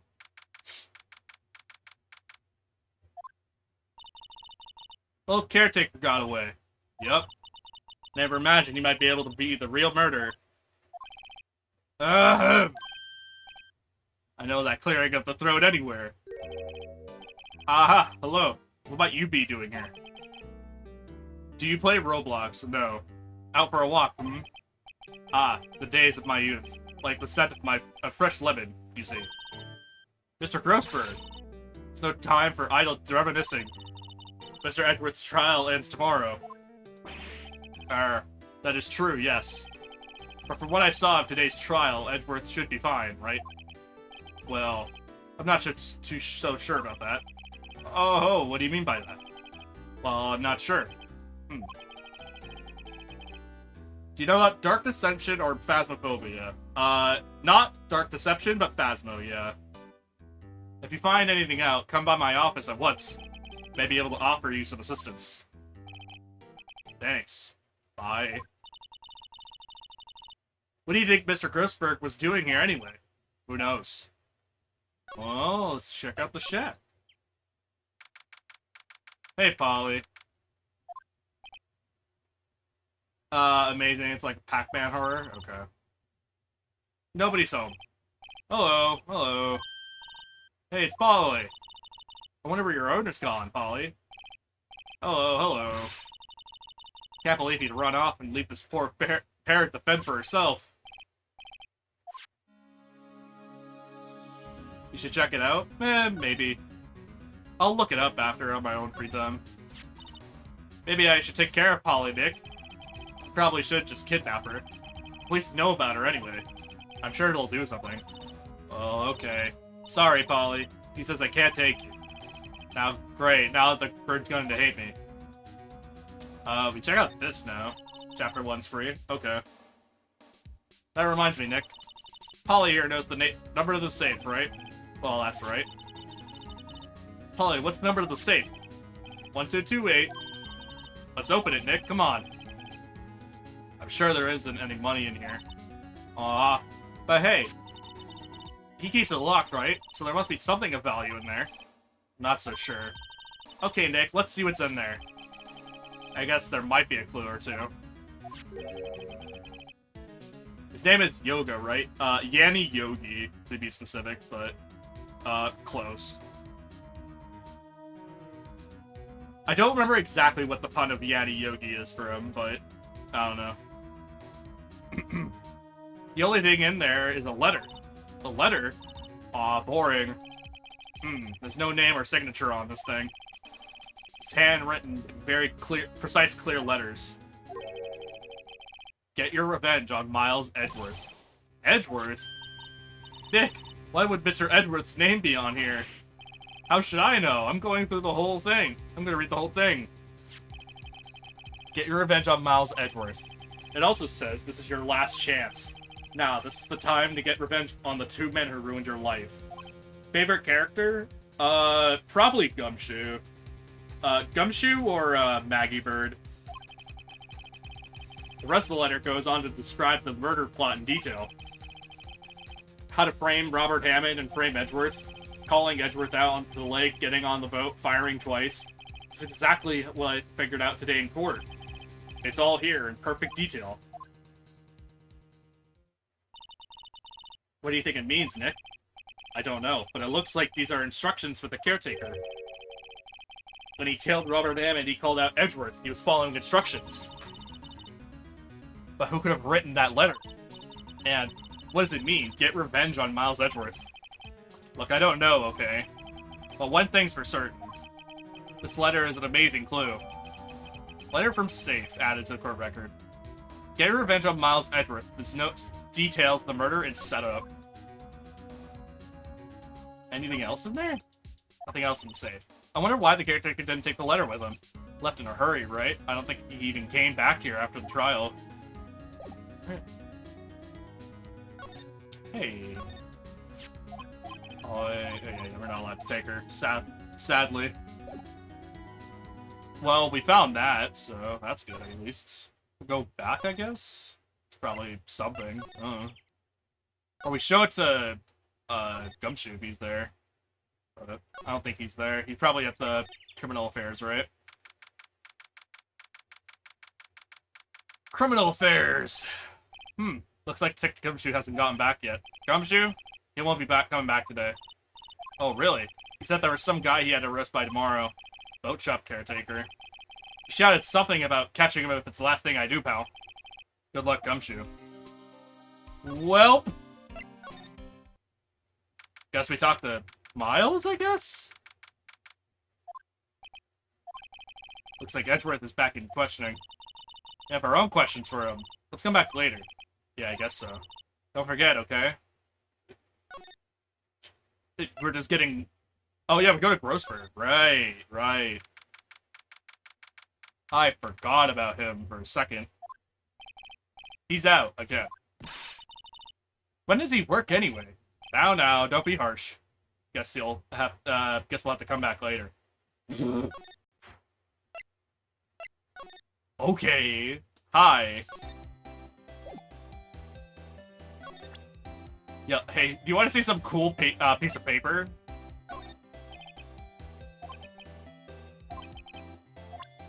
Yeah.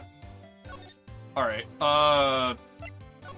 something else in there, maybe? That's my only other guess. Something else in the shack, if I had to guess. Maybe like... Or someone in there. Right, there's a new policeman in there. Look for the caretaker. Alright.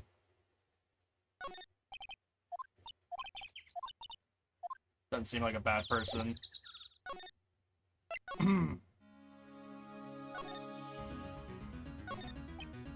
Everything's cold. Doesn't look like he... looks like he didn't turn his heater on. He hasn't been back here since the trial. Ah! Well, what's wrong? Huh? Oh, never mind. What? Tell me. Oh, just when I saw the TV, I remembered. They were showing a Pink Princess special this week. Oh, see, that's why I didn't want to tell you. Oh. Thanks for, like, scaring the shit out of him for, like, a split second. Doesn't look like he's kissing much. You're right. Guess the whole pasta restaurant thing was a lie.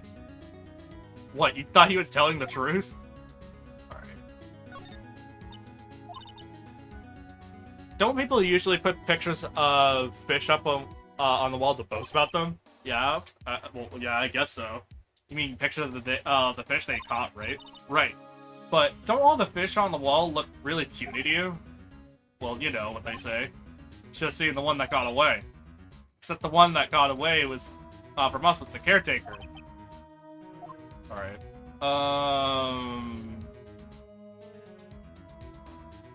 Hey. Polly, kidnapper. Gonna hate me.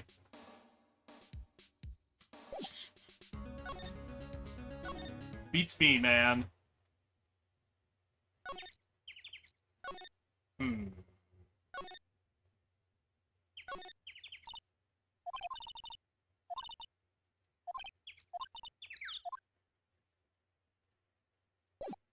I guess we just talk to Larry, I guess? I don't know what else to do. Yeah, hey, nerd. Nick, why do you trust Mr. Edgeworth so much? I mean, he's changed recently, true. But when we first met him, he was kind of a jerk, don't you think? He didn't know him back then. Back when he wanted to become a defense attorney. Wait, was that when you two were classmates? Yes, in grade school. They saved me, Miles, and Larry. They saved me, and I will never forget it. That's why I became a defense attorney, you know. What? Hey, Larry. What's he talking about? Huh? Sorry, I kind of forgot. Okay, Nick, out with it. I'm not gonna hear this. I'm going to hear the story today, and that's final. Okay. It's kind of a long story, so hang in there. Favorite character would be April May, Franziska, and Maya Fey. They're fine, yeah. I don't like April May that much, but... Okay. I was on a trial. A class trial. A class trial? I guess we needed to learn this, apparently. You remember Larry, spring, end of 3rd grade? Ken in our class got his lunch money stolen. Lunch money? Our school was really small. Every month, kids would bring in an envelope with money for lunch from school, from home. Huh, I see. Anyway, this kid's envelope disappeared, with $38 still inside. Or Edgeworth. I guess. Oh yeah, now that you mentioned it, I do remember that. I can see why you forget though. You were out of school that day. Anyway, the envelope had been stolen during PE class. I was coming down with a cold, so I skipped PE that day. I was the only one not in class. So, they thought you did it. Yeah, the kids in class said I should be put on trial. Trial? So the next day we held a classroom trial, with me as the defendant. I didn't do it. Guilty, he did it. Guilty, thief, give the money back. You're such a meanie. No one would play with them. Just admit you did it. You can't hide the truth. Tell us the truth. You're not gonna play with you more. Yeah, you're not playing with anything. Alright. Now, Phoenix, you shouldn't steal people's money. It's not right. In the end, even the teacher thought I'd done it. Go over and apologize, Phoenix. I didn't know what was happening. I was so sad, I wouldn't stop crying. Everyone was staring at me like I'd done it. I tried to apologize. I went to where the boy whose money had been stolen was sitting. That's when it happened. Oof. Yeah. Yeah, deep backstory. Yeah, hidden lore. He shouldn't have to apologize. The only thing that belongs in a trial is evidence. Anything else has no place. You should all be ashamed. Amateurs. Miles. It wasn't you who stole my money, was it? No. Then you shouldn't apologize. Everyone's been shouting you did, but no one has any proof. That is why, Your Honor, this boy is innocent. But Miles, it was your money that was stolen. Yeah, he did it. He's the one. Don't have proof. Make him say he's sorry. Why don't you all just shut up? This is always how it is. Everyone ganging up and picking on one person. Just think how he feels. He said he didn't do it, so he didn't do it.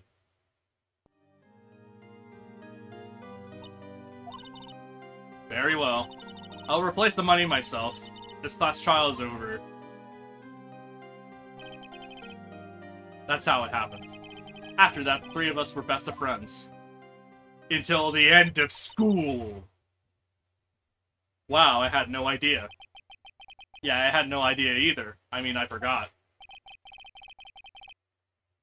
That's when I learned what it meant to be alone. Totally alone, without a friend in the world. You did a good thing, Larry. Yeah, well, I was just lucky that I took the day off from school. If I'd been there, they would have thought I'd done it. So I took it kind of personally. Something smells, it's usually the butts. After the trial. Anyway, Edgeworth and I talked about that, talked after that class trial. That's when I heard his father was a defense attorney. I remember his eyes would shine when he talked about his father. I knew I'm a defense attorney, just like my father. A famous defense attorney. Yeah, okay, bro. But a few months later, he suddenly transferred to another school. The DL6 incident. Right. I'm not sure, but the transfer probably had to do with his father's death. That's so sad. It was several years ago that I heard Edward's name again. There was an article about him in the newspaper. Ironic because he became a prosecutor. I mean, the reason why he became a prosecutor is because of, this, so yeah. Fabricating evidence, manipulating testimony, covering up facts. The article said he'd do anything to get a guilty verdict. Anything. But why? What happened? I mean, that's not the Edgy I used to know at all. That's what I thought, too. I tried to get in touch with him, I don't know how many times. He never replied. I guess he didn't want to see his old friends. I couldn't just drop it, though. I wanted to meet him, to learn why he had become who he had become. That's when I decided. Wait, you don't mean... That's why he became a defense attorney? To beat Edgeworth? If I was a defense attorney, I knew he'd have to meet me whether he wanted to or not, in court. Edgeworth believed in me, and I believed in him. He's in pain, and no one's on his side. I'm the only one who knows the real Edgeworth. I'm the only one who can help him. Whoa, Nick. So, is that why you're help me out for free? Yes. I helped you because I believed in you. Except I don't remember saying I'd do it for free. Aw, Nick. We have to save Mr. Edgeworth, but it's the last thing we do, okay? Right. Very well be. First, let's take that turret. Settle for who? Clean out some of this evidence I no longer need. Let's go. Alright, now it wants me to go there. Okay, game. I don't have enough. I'll almost have enough to unlock the emote. Nice.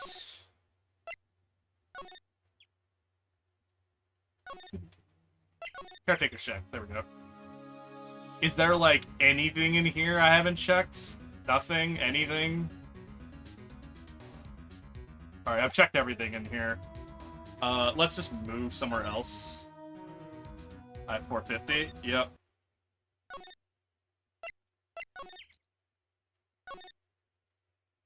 I guess we just go to the criminal affairs place? That's, like, the only place that makes sense, right? Just kidding! We go to the detention center. Alright, there you are. Hey, boyfriend. How are you doing? You look as grim as always. Oof. Mr. Edgeworth, I heard the story about the class trial. Class trial? What do you mean? Boyfriend? It's a joke. You don't remember? No, I don't. Your lunch money was stolen, wasn't it, in 3rd grade? Lunch money? Oh, right. Yes, I seem to remember something like that. Nick, I think you're the only one who really remembers. Well, it probably only really mattered to me anyway. Mr. Edgeworth, didn't you know? The trial was the reason Nick became a defense attorney. Ridiculous. Gee, thanks. That said, it does sound like the kind of thing you would do. You haven't changed a bit, have you, right? So simple. To a fault, even. Well, maybe, yeah, but I think you changed too much, Edgeworth. Perhaps. Hey! You want to see this cool piece of paper I found? Edgeworth, see this letter? This came out of the safe in the shack where that boat rental caretaker lives. I see. Revenge on me? Who was that old guy anyway? I don't know. Could he be an innocent defendant you got declared guilty or just something? Nice, right? But I don't remember that old man. Not at all. But he was following this letter then. So he's following this letter then. Which means there was someone else behind it. Now is the time you can get revenge on the 2 men who ruined your life. 2 men, meaning myself and Robert Hammond. So that says, it also says this is your last chance. Last chance. Wait, maybe. Maybe he's talking about the statute of limitations on the PL6 incident. Wait, that old man. What is it? Do you know who he is? Yogi. Could he be Yogi? Yogi? The suspect in the DL6 incident. The one who was found innocent. Talk about him, I guess. Yanni Yogi was a court bailiff at the time. We just happened to be in the elevator together 15 years ago.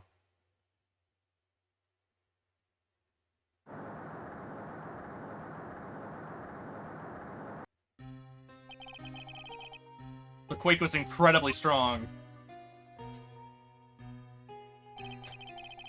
Before I knew it, everything was dark. We were there for so long, it felt like forever. The air thinned, and the darkness closed in on us in that low box. We became unsettled. Help! I can't breathe! Quiet, I said quiet. You're not making this any easier. I want to get out. Help! Get us out! Don't shout, you'll just use up more oxygen.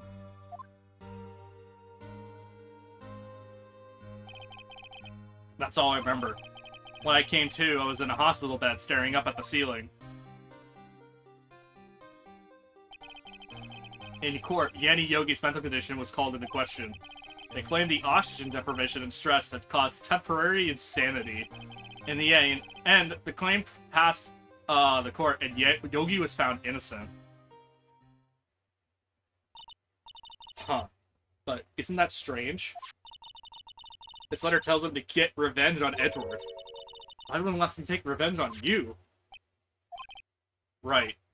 Yeah. There's something that's been troubling me all these last few days. I didn't know whether or not I should tell you. You mean the nightmare? It's a nightmare I've had. A memory of a crime that I've committed. A crime you committed. A memory of murder. I think the time has come to tell all. The nightmare. For the last 15 years, I've had the same dream almost every night. I wake up in a fearful sweat every time. Kind of dream. It's a dream about my father's killing in the dark. Help, I can't breathe. Quiet, I said quiet. You're not making this any easier. I want to get out. Help. Get us out. Don't shout. You'll just use up more oxygen. I can't breathe. You're using up my air. What?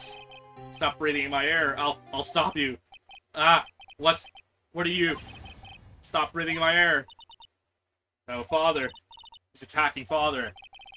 And then I see the pistol lying by my feet. I don't know if it was evidence from that day in the court or the bailiffs. But in the days I picked up the pistol. Get away! Get away from my father! Rah!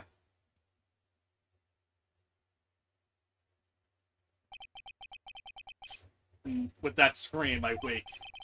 It's a bone-chilling scream. A scream that has rung in my ears for the past 15 years. But it's just a dream, right? Right? That thought is the only thing that has kept me sane for the last 15 years. And what if I'm wrong? What if it's real? They say that sometimes people shut out memories in self-defense. Maybe it was I who killed my father. What? If you think about it that way, this letter makes sense. Get your revenge on Miles Edgeworth. Think about it. Yogi was really innocent. That's why he wanted revenge against me. Wait, Edgeworth, you mean... It was me. I was the true criminal, DL6. I shot my father. This is bad. What are we going to do, Nick? What can we do? I don't know. I don't think there's anything we can do, like it or not. If there's someone else who thinks a lot, who knows a lot about the L6 incident, maybe... There it is. There is Nick. There is someone who knows about DL6. Ah, that's why we go to Grossberg. Got it. Hey! Grossberg Law Offices. Hey, buddy. I hate ads. Yeah. Mr. Grossberg. Hello there. What's wrong? You look troubled. No kidding. I can't believe you're not. My. Just calm down. Tell me what's happened. Hmm? It's Mr. Edgeworth. He. I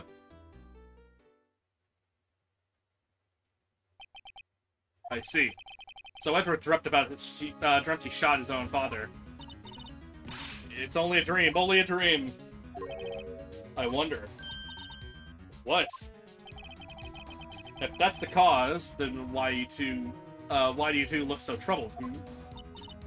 Well, also consider this. Yogi quite certainly holds a deep grudge against Miles Edgeworth. So deep he would want to frame him for murder. This leads me to surmise that Mr. Edgeworth's dream was not a dream. It was real. As you imagined. As Edgeworth threw the pistol to save his father, the pistol fired, and the deed was done. Like the new emote? Nice. It's only for 24 hours, but hey. No, I don't believe it. Yogi was suspected of murder. His career as a bailiff was irrevocably wrecked.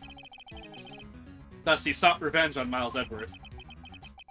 This is his last chance of court, and the statutes of limitation were so close.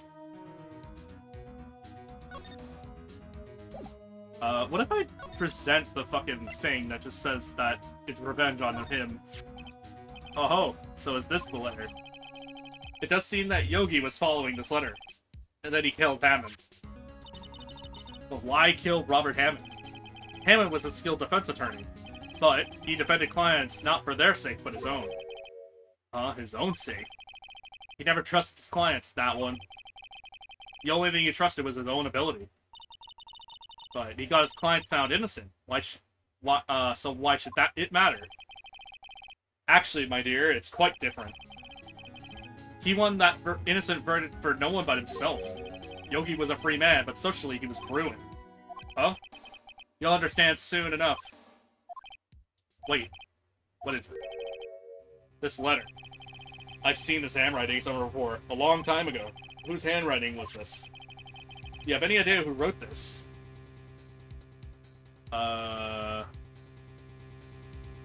Yogi? Maybe it was Yanni Yogi. Yanni Yogi? He claimed he wrote himself the letter and followed his own instructions? Yeah, I guess that would happen. Perhaps you think Yogi has a slick personality, hmm? I think it's a possibility.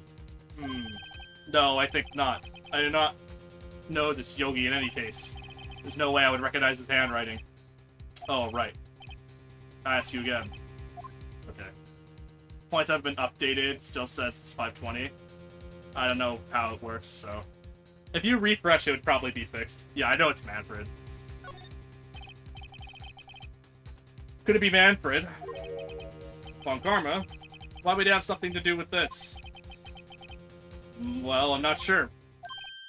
Von Karma, Von Karma. Wait, you're right, my boy. This is Von Karma's handwriting, I'm sure of it.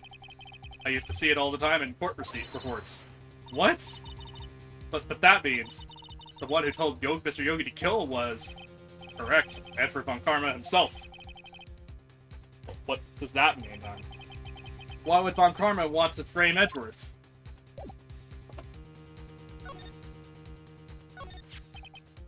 If it was surely Von Karma who wrote this letter, then he would know the truth. He would know that Miles Edgeworth had accidentally killed his own father. He'll say as much tomorrow in court, I should think. He'll press the point until he finds Miles Edgeworth guilty. Oh no. But how could Mark Von Karma know about Mr. Edgeworth's past like this? Even Mr. Edgeworth thought it was just a nightmare. That I do not know. Yet, I do know that Von Karma is both persistent and a perfectionist. He may have been seeking to satisfy a grudge against Gregory Edgeworth by hurting his son. What do you mean? It was 15 years ago. Von Karma met Gregory Edgeworth in court, and Von Karma did win. But he didn't take it through make it through the trial unscarred. What happened in the trial between Edward's dad and Von Karma? Von Karma got the guilty verdict he wanted. He won the trial. But Gregory Edward accused Karma of faulty evidence. And though he lost the trial, Mr. Edward's accusation stood. Faulty evidence. It was the only penalty Von Karma had ever received in his career as a prosecutor. Gregory Edward dealt a blow to his perfect trial record. Wow. It must have been quite a shock for Von Karma. He took a vacation for several months after that, you see. A vacation? Yes, an unusual event for the man. This was the first and last vacation he's taken in his many years of prosecuting. Really? He doesn't take vacations? Like go to the sea or to the mountains? Don't tell me he's never been to Europe. You have strange ideas about vacations, Maya. In any case, it was the only time he took a vacation from work. I believe the penalty upset him quite a lot. Odd. If he wanted to keep a perfect record so badly, why would he take such a long vacation? What do we do, Nick? Von Karma is going to bring up DL6, you bet on it. And if Mr. Edward pleads guilty to DL6, I won't let him. Yes, Mr. White. I hate to say this, but even an accidental murder is murder, you know. I know that. I just believe in Edward's innocence. I can't believe he'd kill someone. But Nick, Edward admits it himself. His murder must have lied to protect him, from beyond the grave. I don't care. I know he's not guilty. Mr. Wright, if you say so, I suppose you could check him again. The police files might hold something of interest. Mr. Grossberg, thank you. I can't promise anything. In fact, I think the chances of finding something are slim. I understand. Police materials, Now we go to... Do we go to the offices rooms here? Okay, yeah, good. Yeah, hi, Edward. Bye, Edward. Criminal affairs. There's hardly anyone here. Everyone must be out looking for the old guy, Yogi. Ah, it's you. I don't think Gumshoe will be coming back today. He's staying out late looking for someone. Sounds like Detective Gumshoe is pounding the pavement for real. We were wondering if you could check out the records room again. Well, no, I can't have just anyone wandering around in here. But I guess Mr. Von Karma is in there right now anyway. He can go in as long as he's in there. Von Karma? Yes, he's just arrived, actually. Von Karma's in the records room. Nick, let's hurry. Alright, let's go.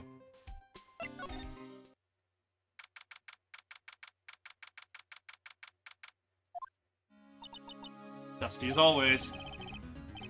We were only here just yesterday. I'm sure they just haven't had time to clean. What's wrong, Nick? Nothing. I was just noting that he isn't here. Von Karma.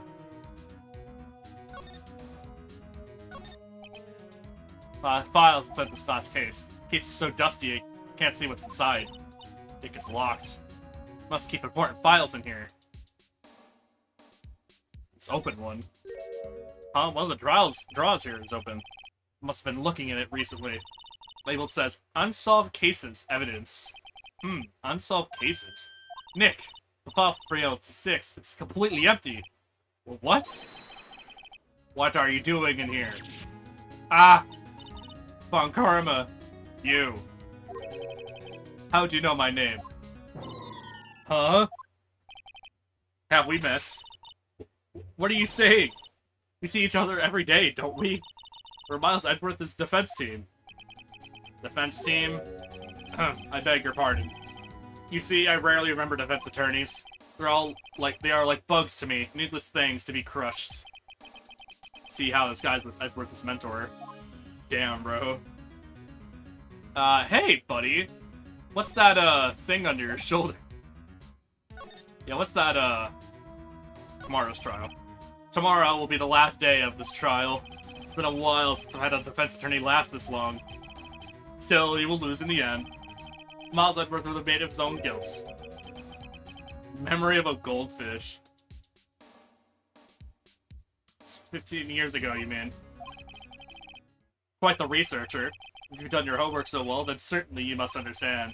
You know, Miles Edgeworth will tell in the court tomorrow. You were right. We were right. So Von Karma is going to bring up the L6 in court tomorrow. Mr. Edgeworth is your student, right? A romanticist who still can't shed that veneer of amateurism. Just like his father, always second-rate. Mr. Von Karma. You have an axe to grind with Mr. Gregory Edgeworth, don't you? Me? A grudge against a mere defense attorney? Why? Because he dealt a blow to your otherwise perfect trial record. Humph. So you did. But what I don't get is, why did you take his son under your wing afterwards? The son of your most bitter rival. That, my dear attorney, is none of your business. Okay, bro. Have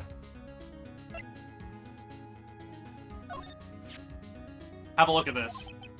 This was you, wasn't it? You instructed Yanni Yogi to commit murder. Yanni Yogi. How many years has it been since I've heard him called by that name? He's a fool. I told him to burn it after he read it. So you admit it. You wrote Mr. Yogi this letter. Yes, my dear defense attorney. Thank you for taking the trouble to bring it to me. You saved me from a lot of needless hassle. What? Dick, what is that thing? Stun gun for self-defense, usually. Indeed. 600,000 volts will course through your body like a dog touching an electric fence. 600,000... Oh, don't worry. People don't die from it, usually. Now give me the letter. No. No. Well, what are you? Nick, run! Maya, get out of my way.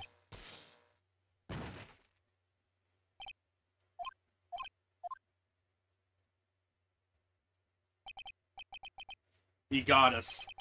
The letter's gone, of course. And he took the DL6 evidence, all of it. Back to having no clues. Wait. Maya jumped first. Maya, is she okay? Maya!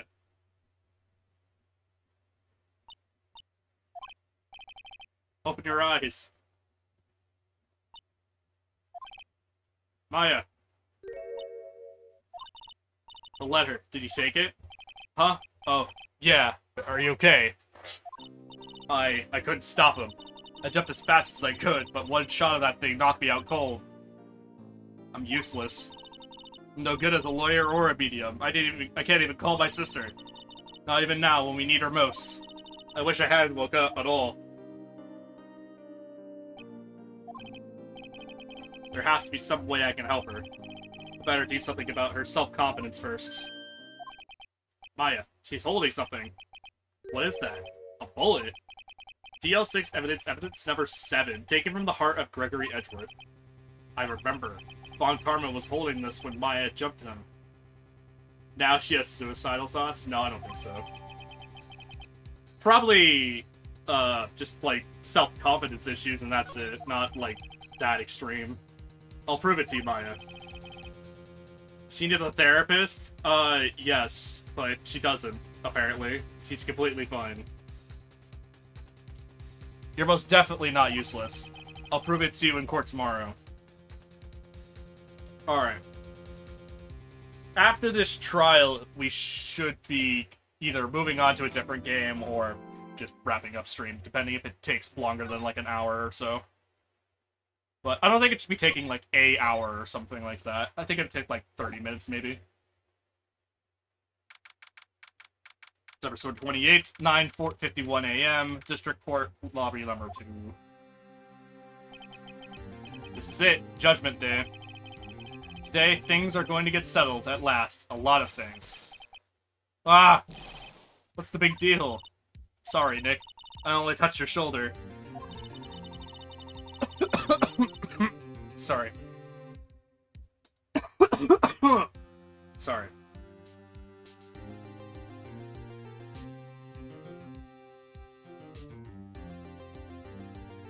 Alright. I guess the shock hasn't worn off from my run-in from the stun with the stun gun yesterday. Anyhow, today's the last day of the trial. Good luck, Nick. Yeah, thanks, Maya. Edgeworth is looking glum as always. Hope on karma it doesn't push him too hard. Whoa! What are you doing? Sorry, I'm sorry. I just thought I'd cheer you up with a pat on the back.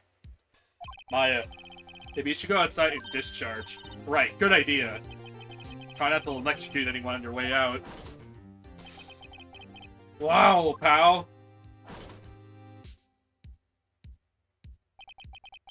What's gotten into that girl? Detective Gumshoe. Morning, Mr. Edgeworth. Good morning. How'd it go, Detective? Have no fear. As promised, I've captured a runaway caretaker. I brought him in. Took all night, pal. Thanks, Detective Gumshoe. You must be tired.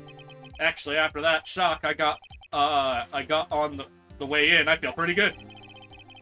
Yogi says he forgot his own name. But it has to be a lie. Why would he want revenge on Edgeworth if he couldn't remember his past? Does he remember? And I'm going to prove... He does remember, and I'm going to prove it.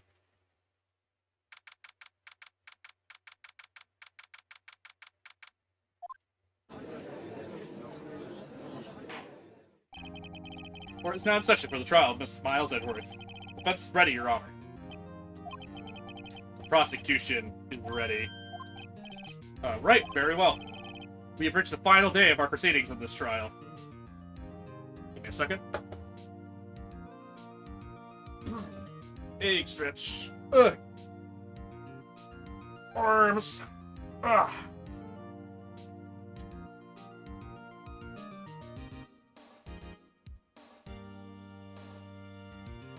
Miss Miles Edgeworth? I meant to say Mr. if that's the case. Sometimes I, like, misspeak. It's fine. I asked that the prosecution submit decisive evidence. Understood. Come on, don't be awed and silenced by every little thing he says. Very well, Mr. Von Karma, your opening statement. Right. Thanks to Detective Gumshoe's efforts, the metal shop caretaker has been arrested. In yesterday's trial, the defense has asserted that the caretaker was the murderer. Edgeworth is a girl now? No. However, the caretaker has yet to confirm this. I would like to ask the defense to cross-examine him as much as necessary. Very well. Please bring the witness into the courtroom. Yeah, hey, fucking weirdo. Ladies and gentlemen of the court, I believe you all remember our witness. He lives in the boat rental shop on the lake, and where he witnessed the event. In addition, he has currently lost memory of his name and identity. Witness. Why did you run away yesterday? Witness is not running away, as he will now testify. I see. Very well. Please begin your testimony. Huh?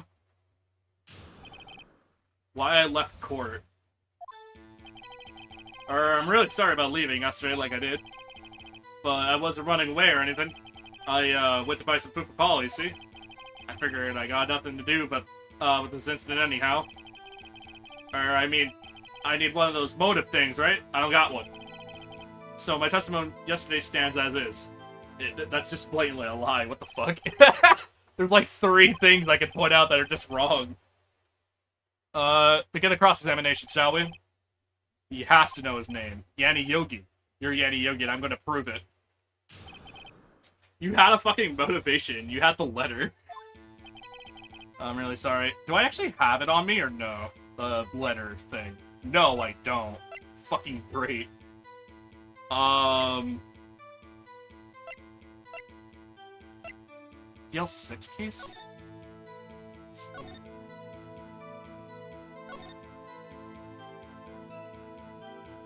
After his arrest, okay.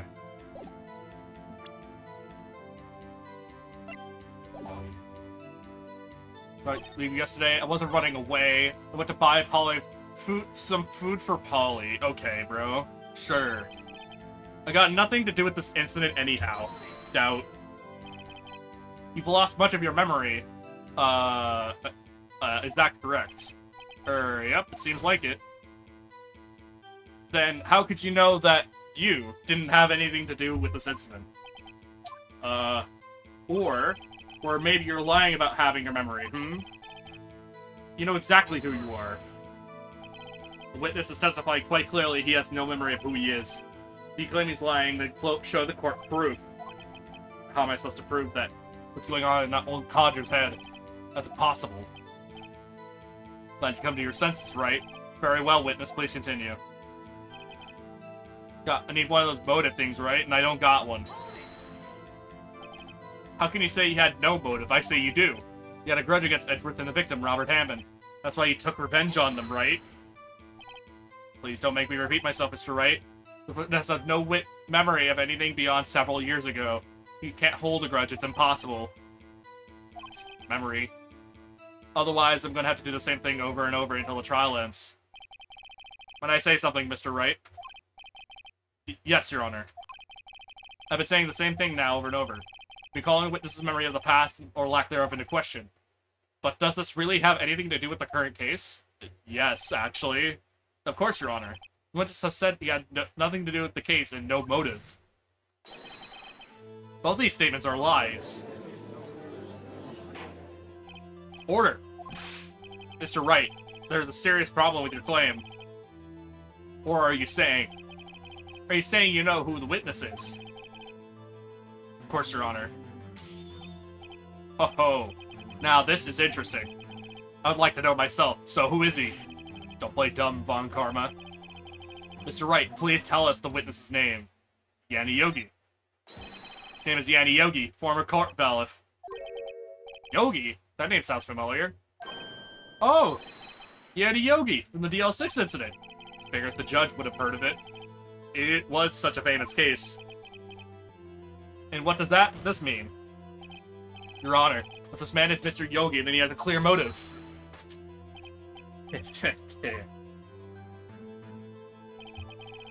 Jumping to conclusions again, Mr. Wright. This witness, is just your Yanni Yogi. Fascinating. However, how do you propose to prove this to the court? This is a court of law, as you may recall. You need proof. And allow me to repeat once more that the witness has lost his memory. This is it. I have to do this now. If I can't prove he's Yogi right here, right now, then I've got nowhere else to go. Nick, how are you going to prove it? How are you going to prove he's Yanni Yogi? It's okay. It's actually quite simple. Your Honor, please take this man's fingerprints. Then we'll compare them to the fingerprints on file for Yanni Yogi 15 years ago. I see, that makes sense. Huh?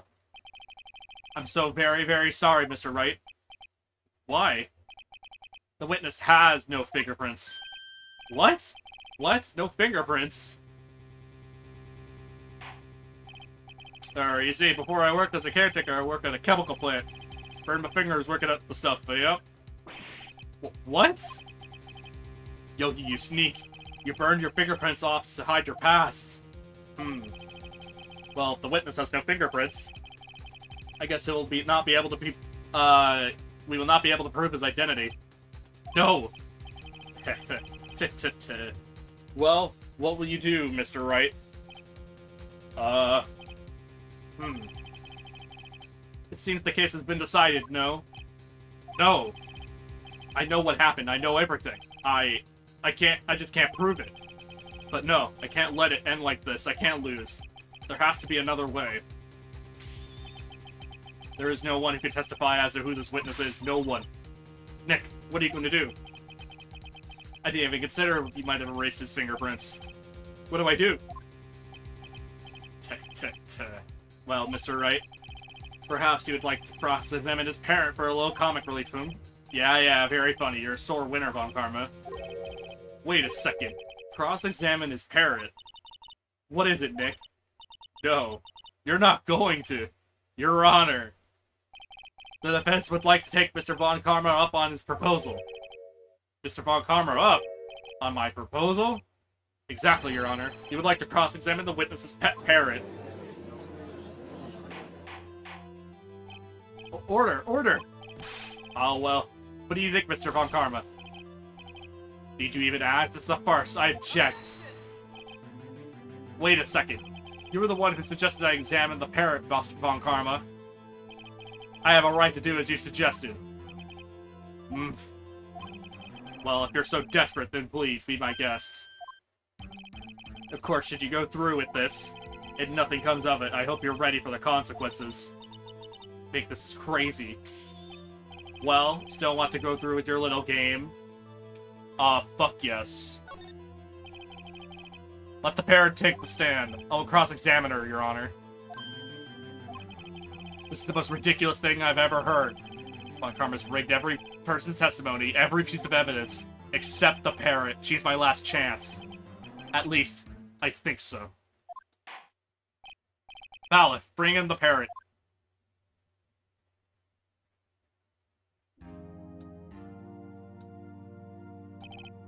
That's quite a bird. Please tell us your name. Name. The witness is ignoring me. Probably hurt to be ignored by a bird. Very well, witness. Who is your owner? Please, testify to us. Who is your owner? Hello.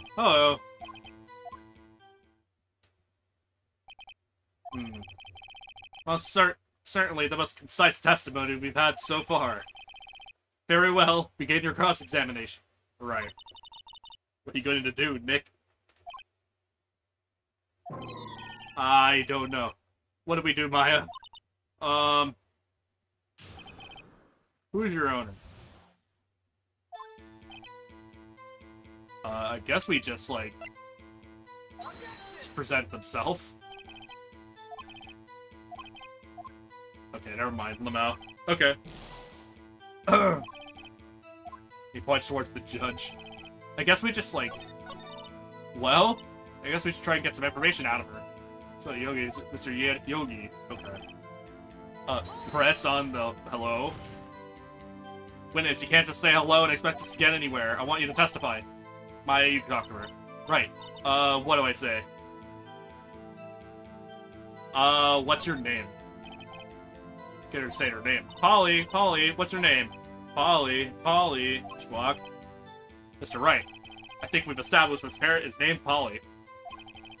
Does this have anything to do with her owner's identity? Yes, actually. Yes, it does. Ha, fascinating. You claim the parrot's name will prove her owner's identity, and show us this proof. Nick, don't you think you're taking this bluffing a little too far? Listen. We're not here to answer the question of who is the caretaker. We're here to prove that he is Yanni Yogi. All we have to do is tie the name Polly to Yogi, Your Honor. The proof that parrot's name reveals the caretaker's identity is the DL6 file, yeah? With, Yanni Yogi, age 35. Fiance Polly Jenkins. It's quite literally that file. The DL6 file. That's quite a large file you have there. What page is this proof on, then? Show us or stop wasting our time. Very well. Mr. Wright, show us which page. Where in this file is the information connected to the parent's name? Suspect data. It's on the suspect data page. This page is all the information about Yanni Yogi. After all, he was arrested right after he was arrested, his fiancée committed suicide, see? Indeed. It does say that, yes. And what was his fiancée's name? Polly Jenkins. Polly! Exactly, Your Honor. He wanted to remember the name of his fiancée who had committed suicide. That's why he named his parrot after her. I see. I guess it is possible. That is possible. Bah, a mere coincidence after all. That's all. My granddaughter has a doll she calls Phoenix. Well, Mr. Phoenix, right? Does this make you my granddaughter's fiancé? She's only 7 years old. Indeed. Alone, that is a little weak for evidence in a murder trial. We need some other corroborating evidence. Where am I going to find that? Nick, we're getting closer. One more time. If we could just get one more piece of evidence. Right, but what? Very well, witness. You may continue. Well, get some information out of her. Oh, okay. Just ask her another question, I guess.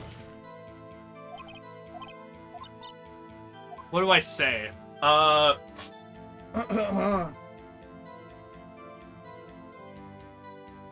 Have we forgotten something? As I recall, 2 days ago... Holly, have we forgotten something? Don't forget DL6. Holly, to say that here. That'll prove that the caretaker had something to do with DL6. Polly, have we forgotten something? Hello. Hello. That's not how you're supposed... what you're supposed to say. Forgot. Forgot something forgot. Hello, hello. It's not working, Nick. She don't say it. That's ridiculous. Why won't you say it? Something the matter, Mr. Wright. Wait, don't tell me Von Karma expected this. He couldn't have retrained the parrot, could he? Did he train her not to respond when we asked if we'd forgotten anything? That's pretty funny when you think about it. He does go through all the effort, including talking to the parrot and making sure they do not say vital evidence. That's pretty funny.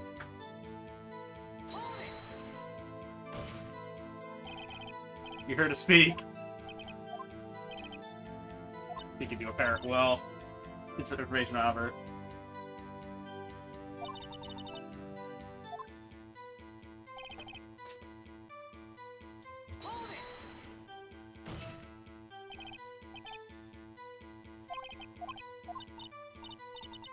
What should I say? Safe number. Maybe I'll get her to say the number of that safe. Huh? The safe? Why? Let's just try to get her to say something, anything, okay? Polly, what is the number of the safe of the shack? 1226, 1226, 1228. Bleh.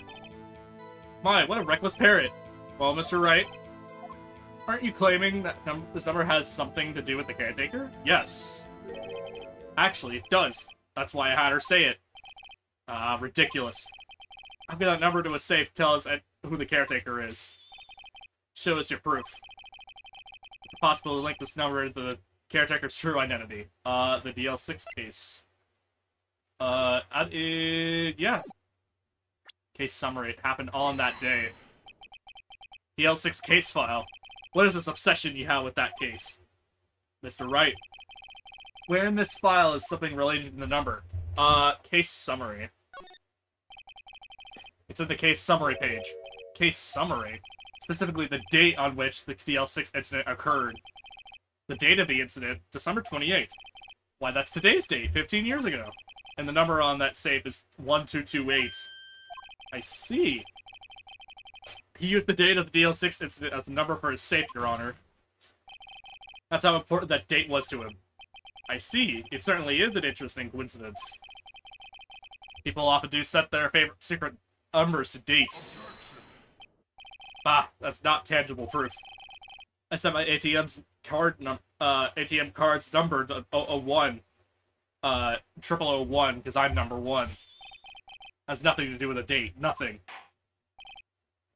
That's enough. I think we've reached a conclusion here.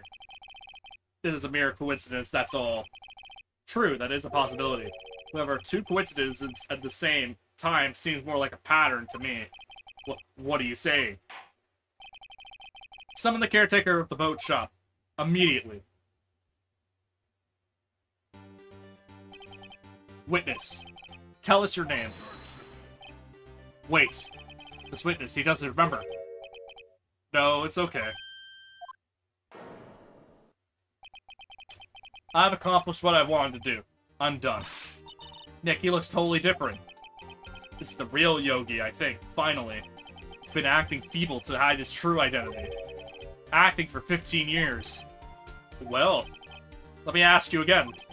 Please state your name for the court. My name is Yanni Yogi. 15 years ago, I served as a bailiff in this very court. Order, order! Yanni Yogi. So it was you who killed Robert Hammond and tried to frame Miles Edgeworth for his death. Yes, it was me. I did it. They put me on the witness stand 15 years ago. Robert Hammond said I was mentally unsound. He told me it would make me innocent, get me off the hook. So, I pretended to have brain damage. I was innocent, really, but he didn't believe me. We won the trial, but I lost everything. I lost my job, my fiancé, my social standing. Then this year, 15 years later, a package arrived. It was a letter and a pistol. The plan was written out in careful detail. It was a plan for me to take my revenge on the people who ruined my life. I didn't care who sent it. I thought this was my chance after 15 years. This was it. Finally, a chance to have my revenge on Robert Hammond and Miles Edgeworth. I have no regrets. Wait a moment. Revenge against Miles Edgeworth? What do you mean? I'm not at liberty to speak on that matter. Why didn't you ask Mr. Edgeworth yourself? Anyway, I admit it. I was the one who killed Robert Hammond.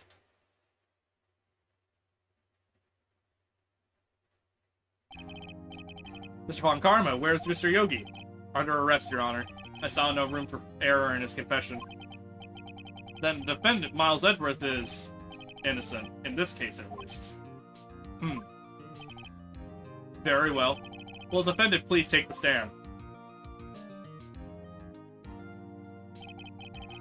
There are a few mysteries left unsolved. Still, you're cleared of suspicion for this particular case. So I'd like to pass judgment on the murder of Mr. Hammond, Robert Hammond. Any objections? I don't believe it.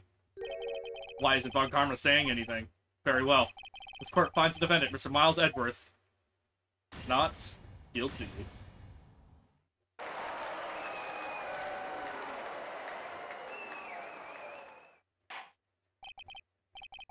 That is all. This court is adjourned.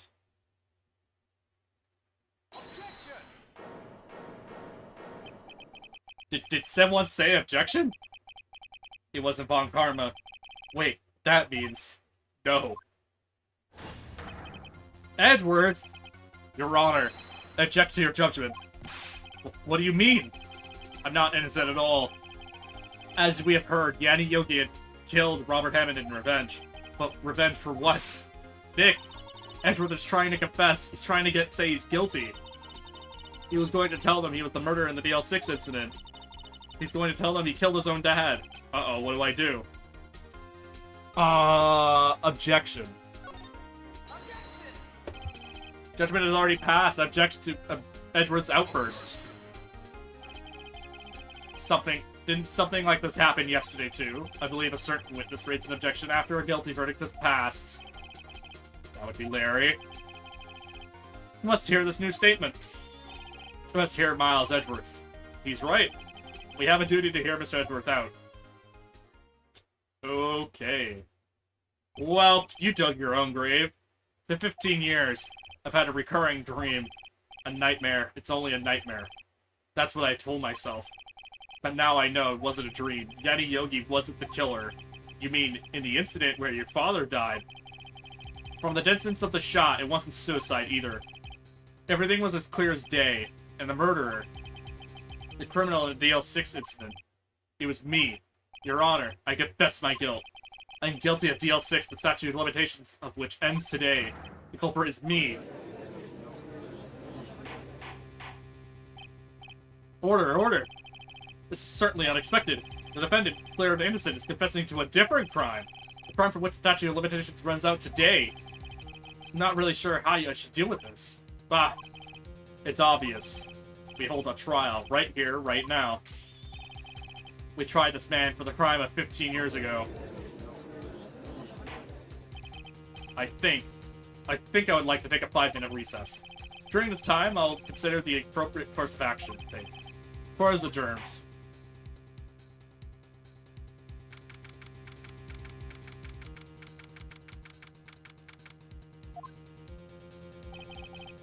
Sorry, right?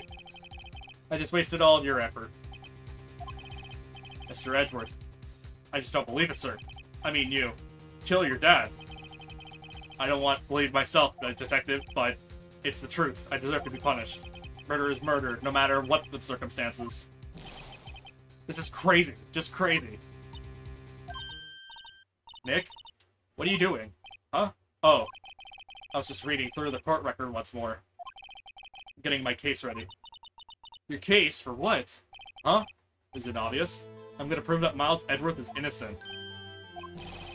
What are you talking about, pal? He just admitted to it. He confessed that he did it. In court. I'm sorry, Edgeworth, but I don't believe your nightmare. What? It's just a dream. It's not real. The truth is right there, here in this court record. In any case, tighten your belts. The real fight is just beginning. I'll prove you're innocent. Trust me. Right.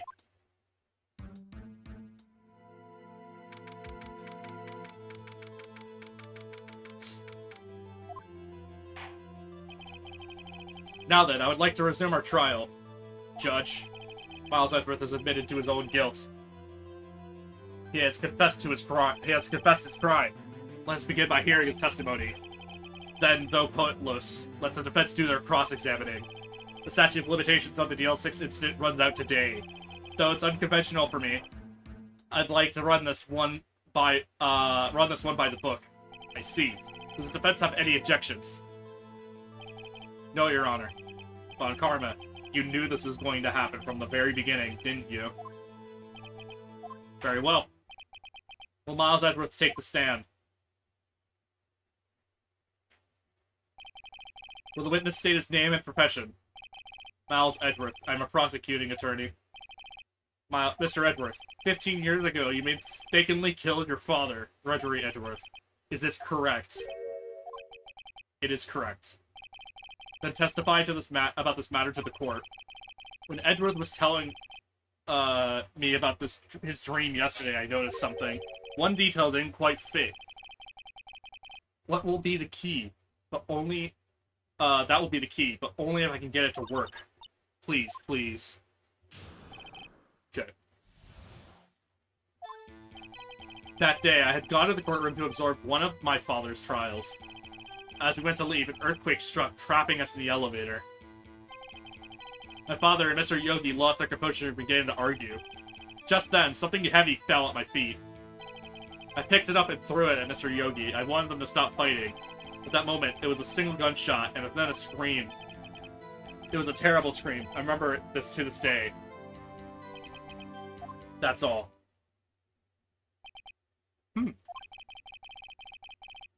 And until now, you thought this memory was a dream? You were stuck in the elevator for 5 hours. The oxygen in the elevator ran out, and I lost my memory of the events. Ah, the same claim Mr. Yogi has made. Very well. Mr. Wright, your cross-examination, please. Yes, Your Honor.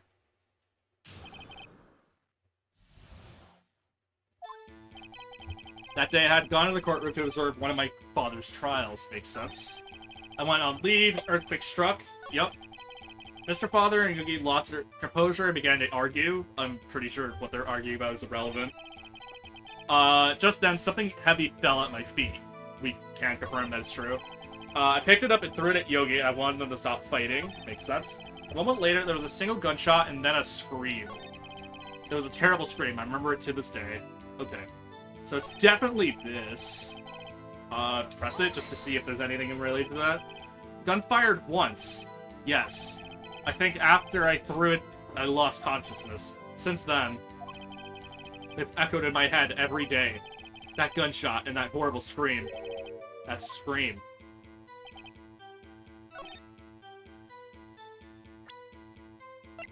Isn't there like a photo? Oh wait, no, let's look at the case file. Hold on. Case file. No clues were found in the scene. The murder weapon was fired twice. it's the case thing.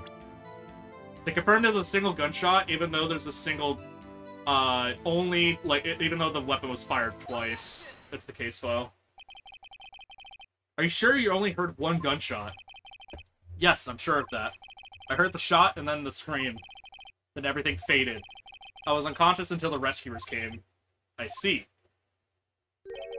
No, Your Honor, unfortunately you don't. Look at this file one more time. This plainly contradicts the witness's testimony.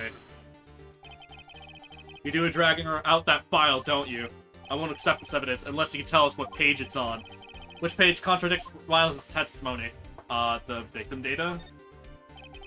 Look at the victim data in this file. It says quite plainly the murder weapon was fired twice. Miles Edgeworth only heard one gunshot, yet the murder weapon was fired twice. The first shot was the accidental firing when the pistol was thrown. So, who fired the remaining shot?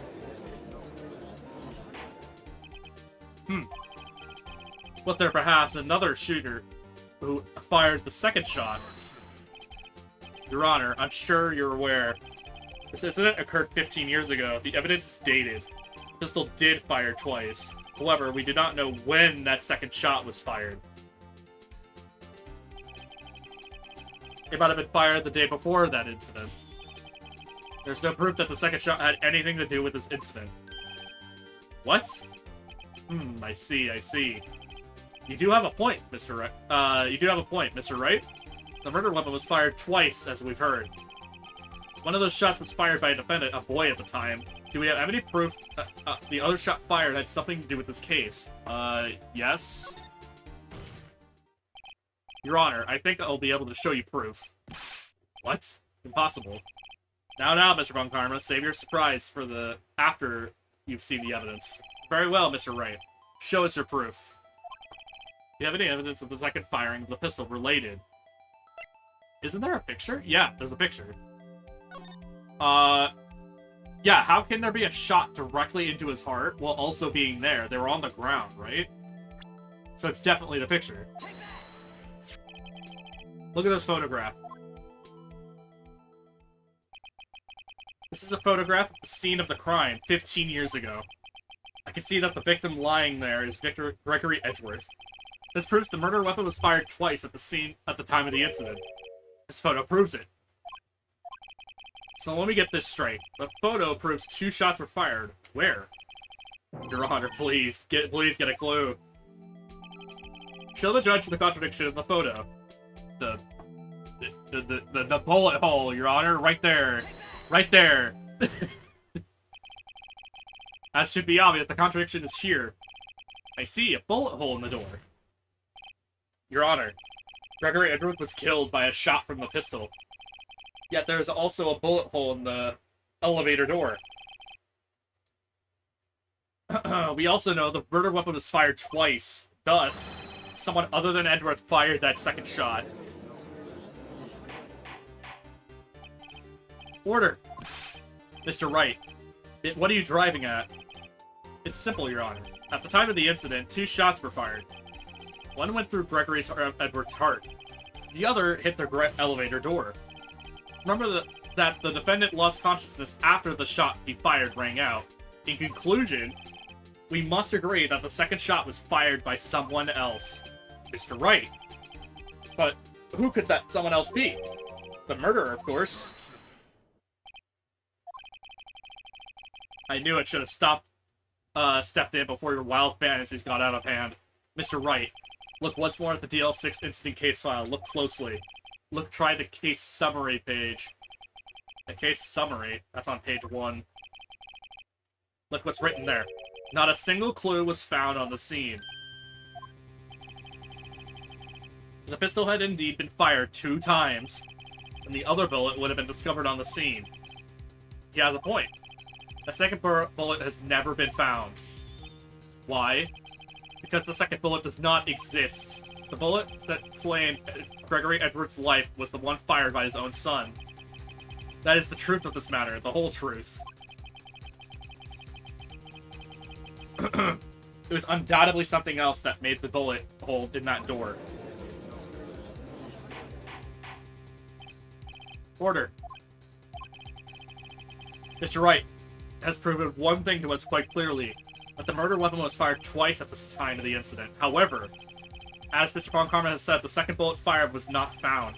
It is highly unlikely that the police merely overlooked the second bullet. So, all we have is the single bullet fired. I'm afraid I'll have to discount the defense's claim. I praise the judge for his wisdom in this matter. How could this happen? I don't believe the bullet didn't exist. Was I wrong? Have I been wrong about this whole instant? What are you doing?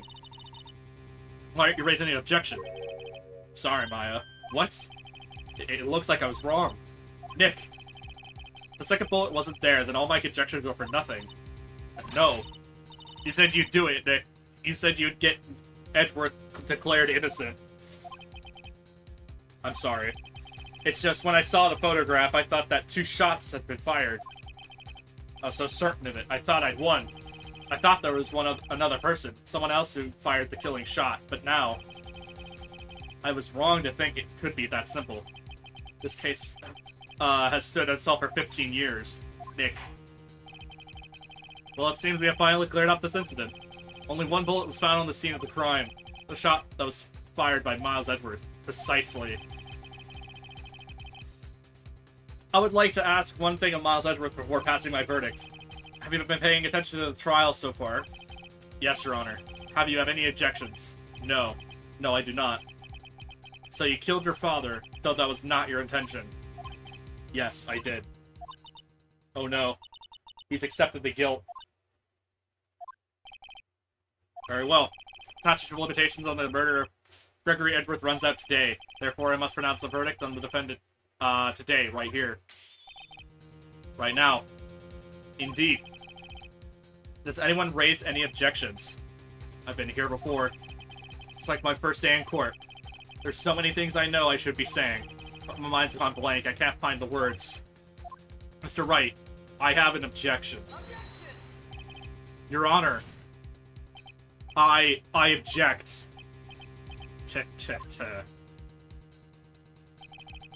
Mr. Wright, on what grounds do you object to... Oof. Nick. I don't know. His case is perfect. Oh no. Ah! It must exist. The second bullet.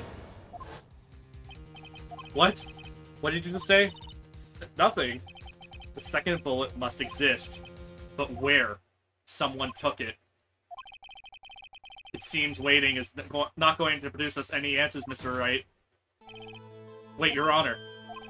The second bullet, it existed. What? But we've just heard proof that it did not exist. I realize that, Your Honor. I'm really grasping here. It's just someone took it from the scene of the crime. That's what happened. But who? The murderer. The murderer. Then tell us, just who is this murderer? I'm still thinking about that one.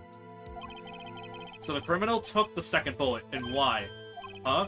First of all, how would they have found it? It's not easy to find a stray bullet, Mr. Wright. We need some pressing... was there some pressing need for the murderer to search for that bullet? They had to find it. Of course there was a need. That's why they took it. What possible reason would they have had? Well, the reason the murderer took the bullet away from the scene away from them was...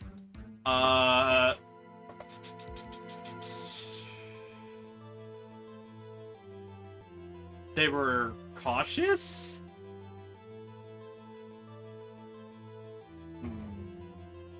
It would be proof, but that would just be like, oh, it's just a bullet hole. They were cautious, I think.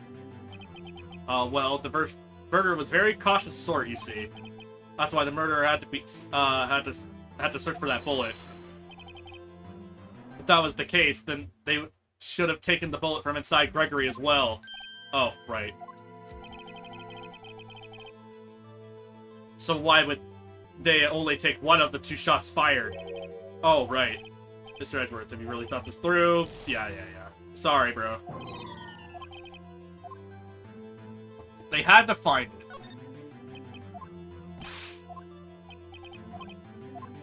and it would be proof. There we go. Or maybe they thought the bullet would be used as proof? Proof? It was a special bullet, so they took it with them.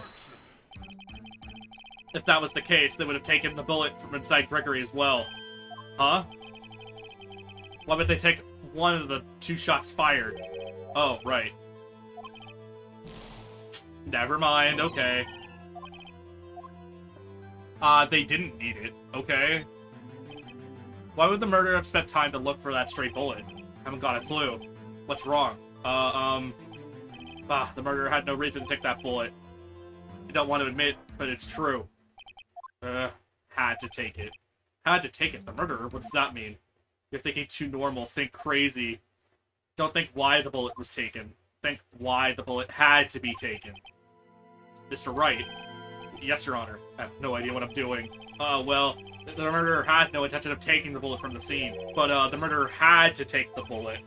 Had to, Mr. Wright. What do you mean? Well, for instance... For instance, what? Well, maybe the bullet, hit the murderer. The bullet hit the murderer? Just saying, for instance. I mean, if it hit you, you would have to take it with you, wouldn't you? It's not like you could perform surgery right there. You know? Wait a second. I was thinking off the top of my head, but what if that was really what happened? Let me get this straight. So at the time of the murder themselves was shot, and they left with the second bullet still inside of them, thus leaving only 1 bullet at the scene of the crime. Yes, I guess that's how it would work, yeah. But there's a problem with that. The other 2 people rescued from that elevator, Miles Edgeworth and Yanni Yogi, were both unharmed. So that would mean the murderer came from outside, yes.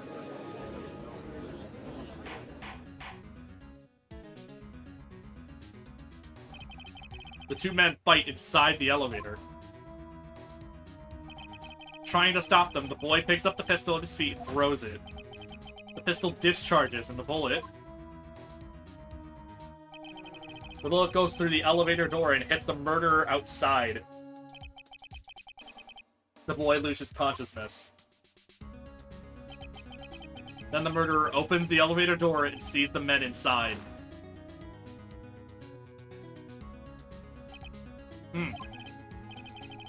Mr. Wright, you're truly the most unpredictable defense attorney I've ever known. I can tell you're grasping, yet I cannot deny the possibility of what you say. What he's saying, deny it, deny it.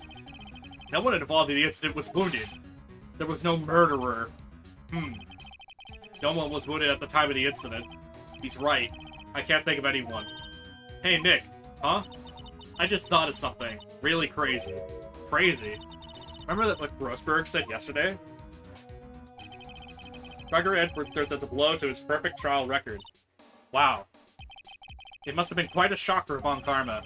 He took a vacation for several months after that, you see. Yes, an unusual event for the man. That was the first and the last vacation he's taken in many years of prosecuting. What if Von Karma didn't take that vacation because of shock? What if he took it because he was injured? Which would mean... it could only mean one thing. He was the murderer in the DL6 incident. He was the man who shot Gregory Edgeworth. It was Von Karma. Oh, man. Something wrong, Mr. Wright? You seem dazed. No, Your Honor. Well, you have indicated the possibility that the murderer came from outside. Can you give us the name of your suspect? Uh-oh. Should I come out and say it now? Say it.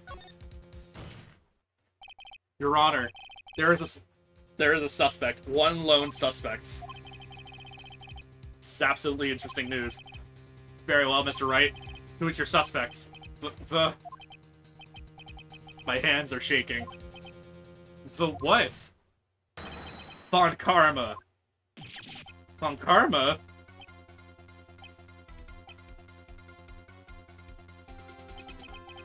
You mean the Von Karma, the prosecutor. The one standing right over there.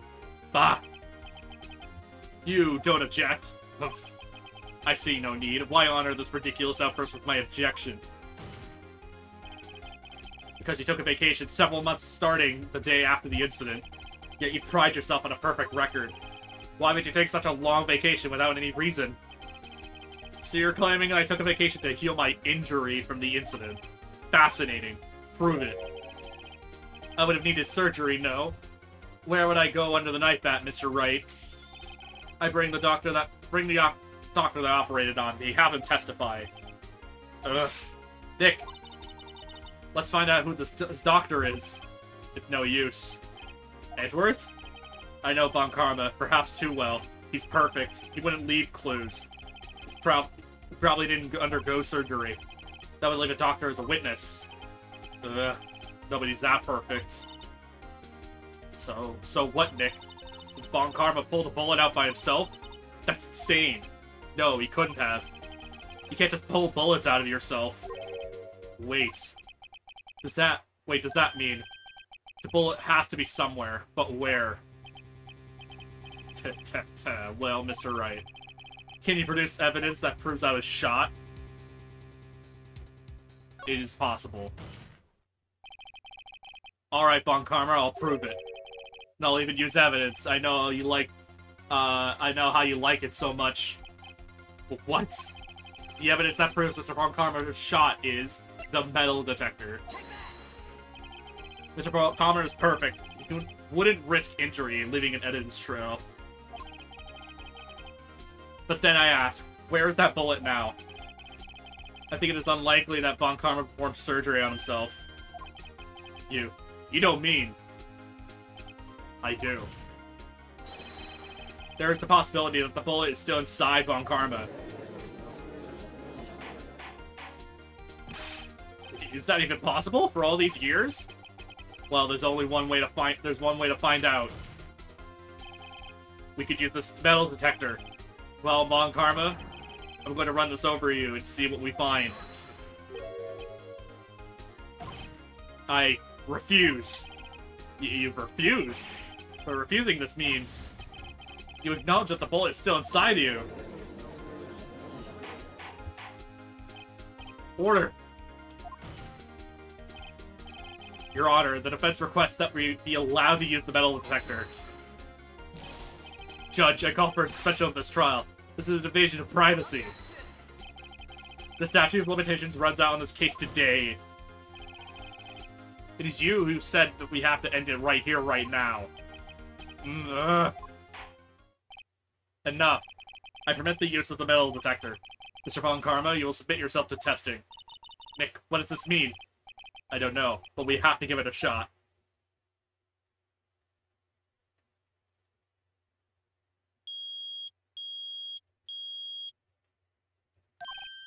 He reacted. Something's inside his right shoulder. The bullet. Mr. Von Karma? You. It was you! I was afraid this would happen, and so I remained silent. Indeed, there is a bullet in my shoulder. However, it has nothing to do with this incident. What? I was shot in the shoulder long before the DL6 incident. Excuse me. I claim the bullet in my shoulder has no relation to DL6. But, Mr. Von Karma, can you prove that? Prove? I have no obligation to prove anything. It is Mr. Wright who must prove something here, not I. And Mr. Wright, well, can you prove it? Can you prove the bullet in Von Karma's shoulder was from DL6? Of course he can't. You don't have any DL6 evidence. That's because you took it out of the court records room yesterday. With no proof, you cannot convict me of any crime. So sorry, Mr. Wright. No, I'm the one who's sorry, Mr. Von Karma. What? You were close. One day away from freedom. But you see, I have proof. What? Who would have thought you would dig your own grave trying to convict Edgeworth? I can link the bullet in your shoulder to the DL6 incident. And here's my final proof. Taken from Gregory Edgeworth's heart, still bears clear ballistic markings. Compare the bullets. That's a bullet. Where did you get that? This is the bullet used in the DL6 incident. It was taken from the heart of the victim, Mr. Gregory Edgeworth. The bullet was preserved quite nicely, with all the ballistic markings intact. Ballistic markings. You may recall the term.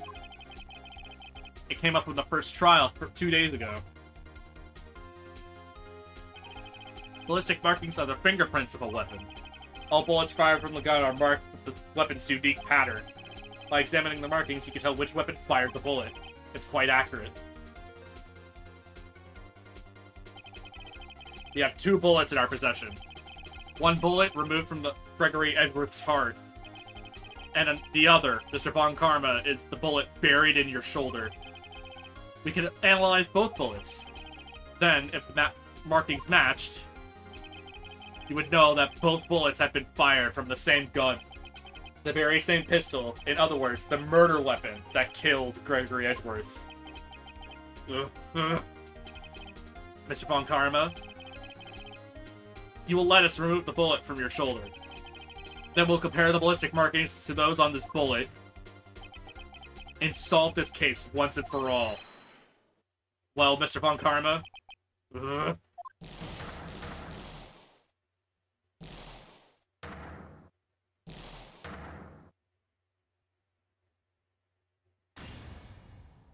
that scream. I've heard that scream before. Wait, I know. Help, I can't breathe. Quiet, I said. You're not making it any easier. Quit breathing my air. I'll stop you. Stop breathing my air. Get away. Get away from my father.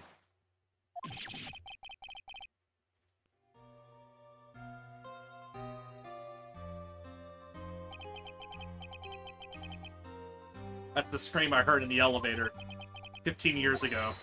Mr. Von Karma, it was you who screamed. Mr. Von Karma. Edgeworth. Edgeworth, only you would dare defy me. So it was you. You and your father are my curse. Your father shamed me with a penalty on my record. And you left a scar on my shoulder that would never fade. I'll bury you. I'll bury you with my bare hands. Death. Death. 15 years earlier. Chief Prosecutor, I am sorry. Von Karma, it's not like you to make this kind of error. I never would have thought that Edgeworth would be the one to catch you. I was careless. I'm sorry, but you'll have to be penalized. I covered you in the past, but not this time. Bro's gonna have brain damage. Edgeworth! It was a shock like none I'd ever known. Me? Penalized? It took hours for me to regain my composure. Suddenly, I found myself in the darkness. In the court records room. I must have wandered there without thinking where I was going. The room was pitch black, the lights must have gone out. I went out of the hall to find my way to the elevator. I pressed the button, but nothing happened. Then, there was a noise. I was in pain, a horrible burning pain in my shoulder. And then the lights came back on. The elevator opened before my eyes.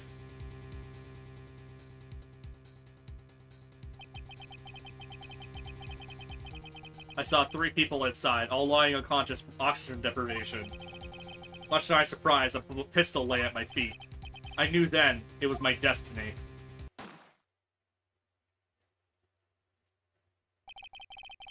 In his last moments, Gregory Edgeworth was still unconscious. He died, never knowing who had shot him. Later, he spoke through a medium, blaming Mr. Yogi. He was fooled. It was the perfect crime.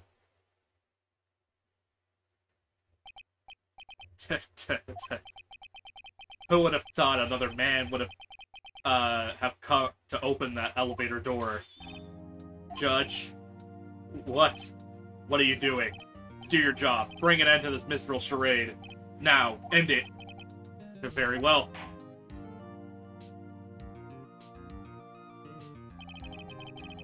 It appears we have a very long way to the end of this maze. 15 years later. Mr. Miles Edgeworth? Yes, Your Honor. You're innocent. You're innocent. You are innocent. As you said, it was all a nightmare. Yes, Your Honor. This court finds the defendant, Mr. Miles Edgeworth, not guilty.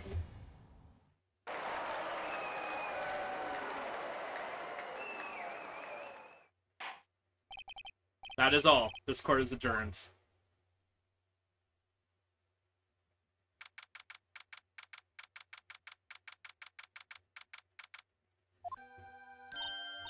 Nick, we did it!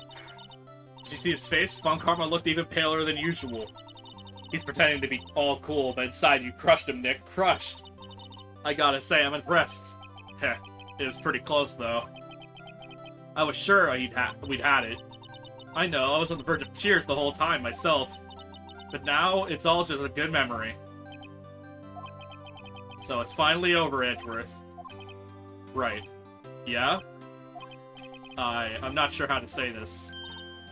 I know. Try it. Thank you. I see. Thank you, Mr. Wright. You're welcome. I think you could have done better than that. Sorry. I'm not good at this sort of thing. You've got a lot to learn, Edgeworth. It's got you there. Woo! Amazing, pal. You just pulled through just like I thought you would. I'll never forget this. I owe you one, pal. And tonight, let's party. Dinner's on me. Yeah, my salary went down a bit this month. But who cares? See, Mr. Edgeworth? You should take a lesson from Detective Gunshoe. That's how you say thank you. I see. Whoop! I feel foolish. Don't worry. Take it a little at a time. You'll get used to it. It's been 15 years since I've seen Edgeworth this unguarded. Hey, y'all. Lotta. Y'all were great in there. Thank you. Yo, Edgeworth, congrats.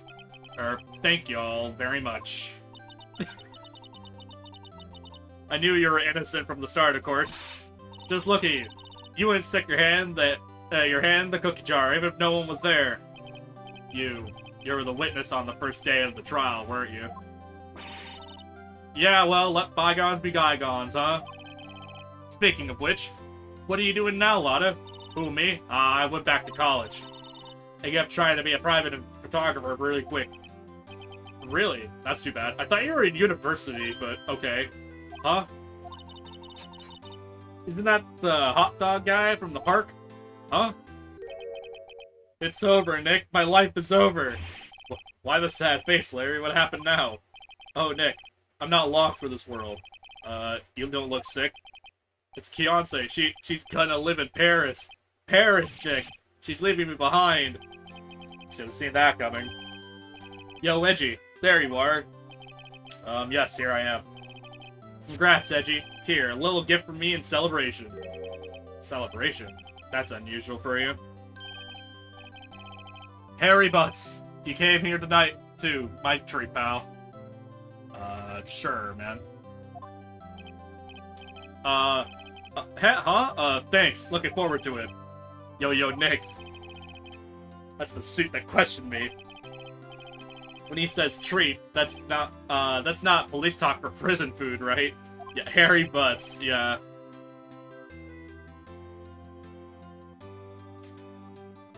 I think you'll be fine, Larry. Right. Yeah, what's up? That envelope that Larry gave me. It's got money in it. Yeah. Well, yeah, it's not that strange. People give money away to celebrate sometimes. It's $38, right? Huh? What a weird amount. I mean, it's not a little, but it's not a lot either. $38 exactly? Nick, wasn't that exactly the amount of the lunch money that was stolen from Mr. Edgeworth in school? $38. No. No! Larry, it was you! What are you so surprised about, right? Huh? Larry was absent that day from school, right? That doesn't automatically rule him out as a suspect. What? Think back to that day, 15 years ago. Larry took the day off, but he was bored. So he came into school anyway. Then he saw the money lying there, and the rest was history. I was never good at history. Yeah, he just gave back the money he stole. Yeah, that's actually true. Yeah, here, bro. Here's the money I fucking stole from you like 15 years ago. That makes sense. Edgeworth, you didn't know, did you? I suspected. I just couldn't picture Larry protecting you like he did that day. Everyone else was saying you did it. The whole class was against you. Class was against you, remember? Yeah, too well. Right, you may not know this, but we used to have a saying back at school. When something smells, it's usually the butts. I know. Really, right. I'm surprised he didn't figure it out. I'm surprised he never spent it. He literally stole it and never spent it. I mean, I'm assuming he got, like, more money, and I'm assuming it's just money that he got, like, recently. He's not like, oh, let me just hold on to this $38 for 15 years. Well, this is sure an unexpected turn of events, eh? Edgeworth. You should have told me. Now, Nick. It was 15 years ago. Don't you think the statute of limitations has run out, Mr. Edgeworth? I say so, yes. There you have it. Ugh. Where does that leave me? I became a defense attorney because of what you did. Well, you've always been something of an insufferable emotionalist. Damn, bro, what the fuck? Yeah, you get worked up too easily, too. The death sentence for both of you. Man, if only I'd known, I would have become a prosecutor. Same goes for me, only the other way around. For the longest time, I thought I might have killed my own father. I thought I might be a criminal. I became a prosecutor in part to punish myself. If I had known the truth, I might have become a defense attorney after all. Edgeworth. I want to switch, right? Hey, y'all, line up and take a photo. I'll take a photo. Hey, photo time, let's go! After that, dinner on me. Jack Gumshoe took us out on the town that night. We celebrated Edgeworth's newfound freedom. Even though Edgeworth himself was still in detention.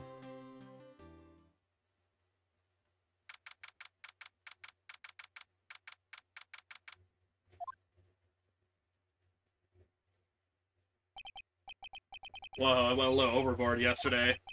My head hurts. Huh? It's still only 5. Maybe I should go back to sleep. What's this? A letter? Good morning, Nick. You were really impressive yesterday, seeing you. It made me think about what I'm doing here. I'm a spirit medium, in training, of course. I wanted to help Mr. Edgeworth, too. I wanted to help you. But I couldn't. I was useless. So I decided to go back to my training. I'll become a full-fledged spirit medium, for starters. I couldn't say, it to your face, so I left this letter. Goodbye, Nick. Goodbye? What time is it? Ah, the first trains for the mountains have already left. To the station.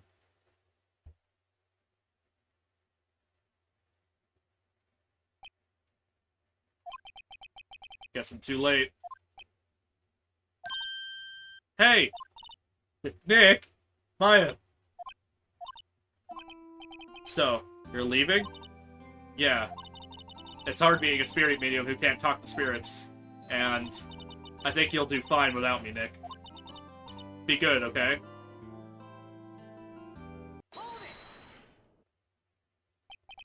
Wait. What? I never could have saved Edgeworth without your help. Huh? On the last day of the trial, I heard her. I heard Mia's voice. You heard my sister? Yes, only her voice, but still. It was at the very end that I thought we'd lost everything. Well, that's my sister for you. Detective Gumshoe helped, and Mr. Grossberg, and even Larry. I'm the only one who couldn't help. I'm useless, Nick. But you were the one who stopped Von Karma, Maya. Huh? I didn't do anything. All I did was wander around in a daze. Sorry, but I have evidence that you helped. Got a random sub-emote. It was the one I already unlocked earlier. Yeah, rip Maya in this game, true. Evidence. Show Maya some evidence. The bullet, obviously. The fucking... Literally the thing that, if we didn't have it, would be fucked. A bullet? While Karma was convicted, convinced he had taken all the evidence pertaining to DL6. But you were the one who rescued the last piece of evidence we needed. This was the bullet that put an end to Von Karma. And you were the one who gave it to me. Nick. Thanks, Maya.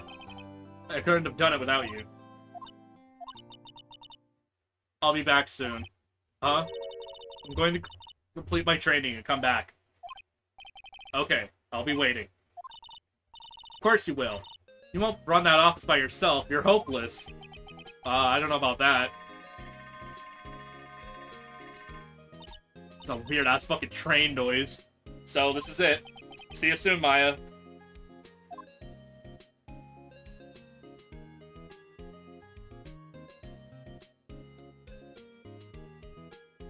Thanks, Nick.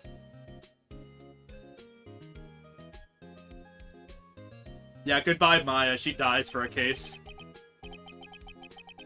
Well, dies, I say in air quotes. And so, my story ends. Time for to turn a new page. And say goodbye to the novice defense attorney that I once was. Now a new story begins. With the same old crazy cast of characters. Except not really, because there's one more case. Ha, don't think you've graduated yet, amateur. Mr. Wright, perhaps you'd like to rethink that claim? Yes, Your Honor. Uh-oh, I have a bad feeling about this. I don't think she was ever a victim.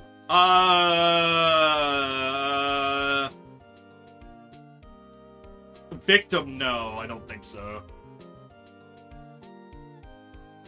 She has channeled victims, though. I think. Like, once. Detective Gumshoe. Then he hung his head low and went right back outside. Kinda like he was embarrassed or something. Strange, huh? I missed the part where I was reading that. Yeah, insert Spirit of Justice, Maya. True. Literally channels the victim, who literally is gaslighting himself that it was not the actual murderer. Who, me? I've been working at a cheese shop, and Missy's a nice lady, but she's not exactly what you call a cheap date. Huh? Oh, she's in Hawaii right now. Yeah. Inserts.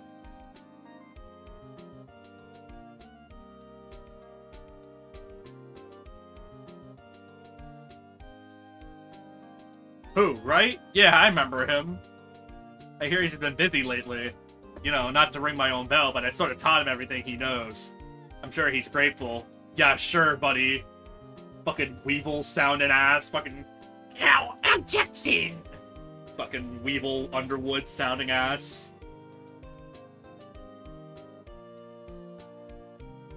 Phoenix Wright. The defense attorney for whom I wrote that affidavit for, yes. Oh. As you should, though. You should be in the area. Please stop by.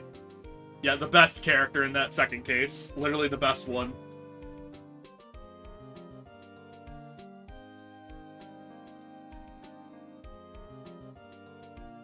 Oh, it's you. Phoenix Wright? Ah, yes. Mia's understudy, was he not? I wonder how he's doing. Haven't seen him of late. Ah, the days of my youth. Like the scent of fresh lemon, you see. There's still more episode after this, right? Yeah. I'm gonna be probably ending stream, though. We'll probably do the next case a little bit later. I want to probably mix, this game with another one, probably. Phoenix Wright. Is he an actor? No, I'm not buying it. You can't be a star with a name like Phoenix. You know, you're putting some handles above the... I can't read that fast.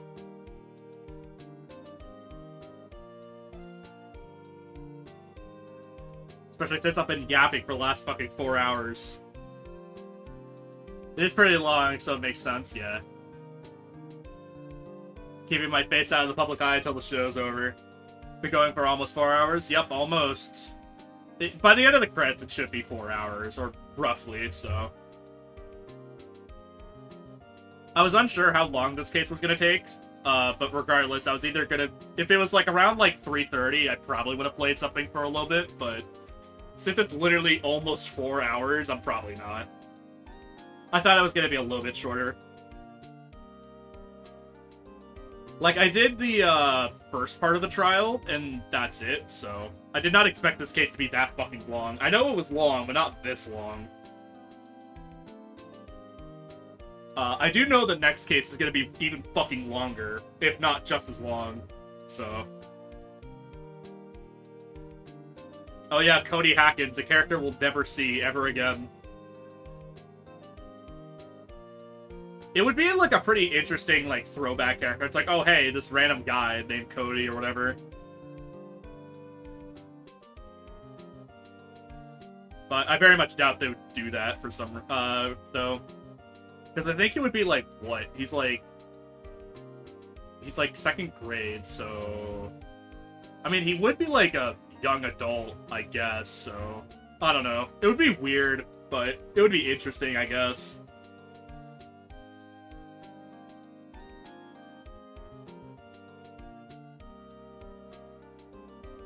In Spirit of Justice, he'd be around 20, so yeah.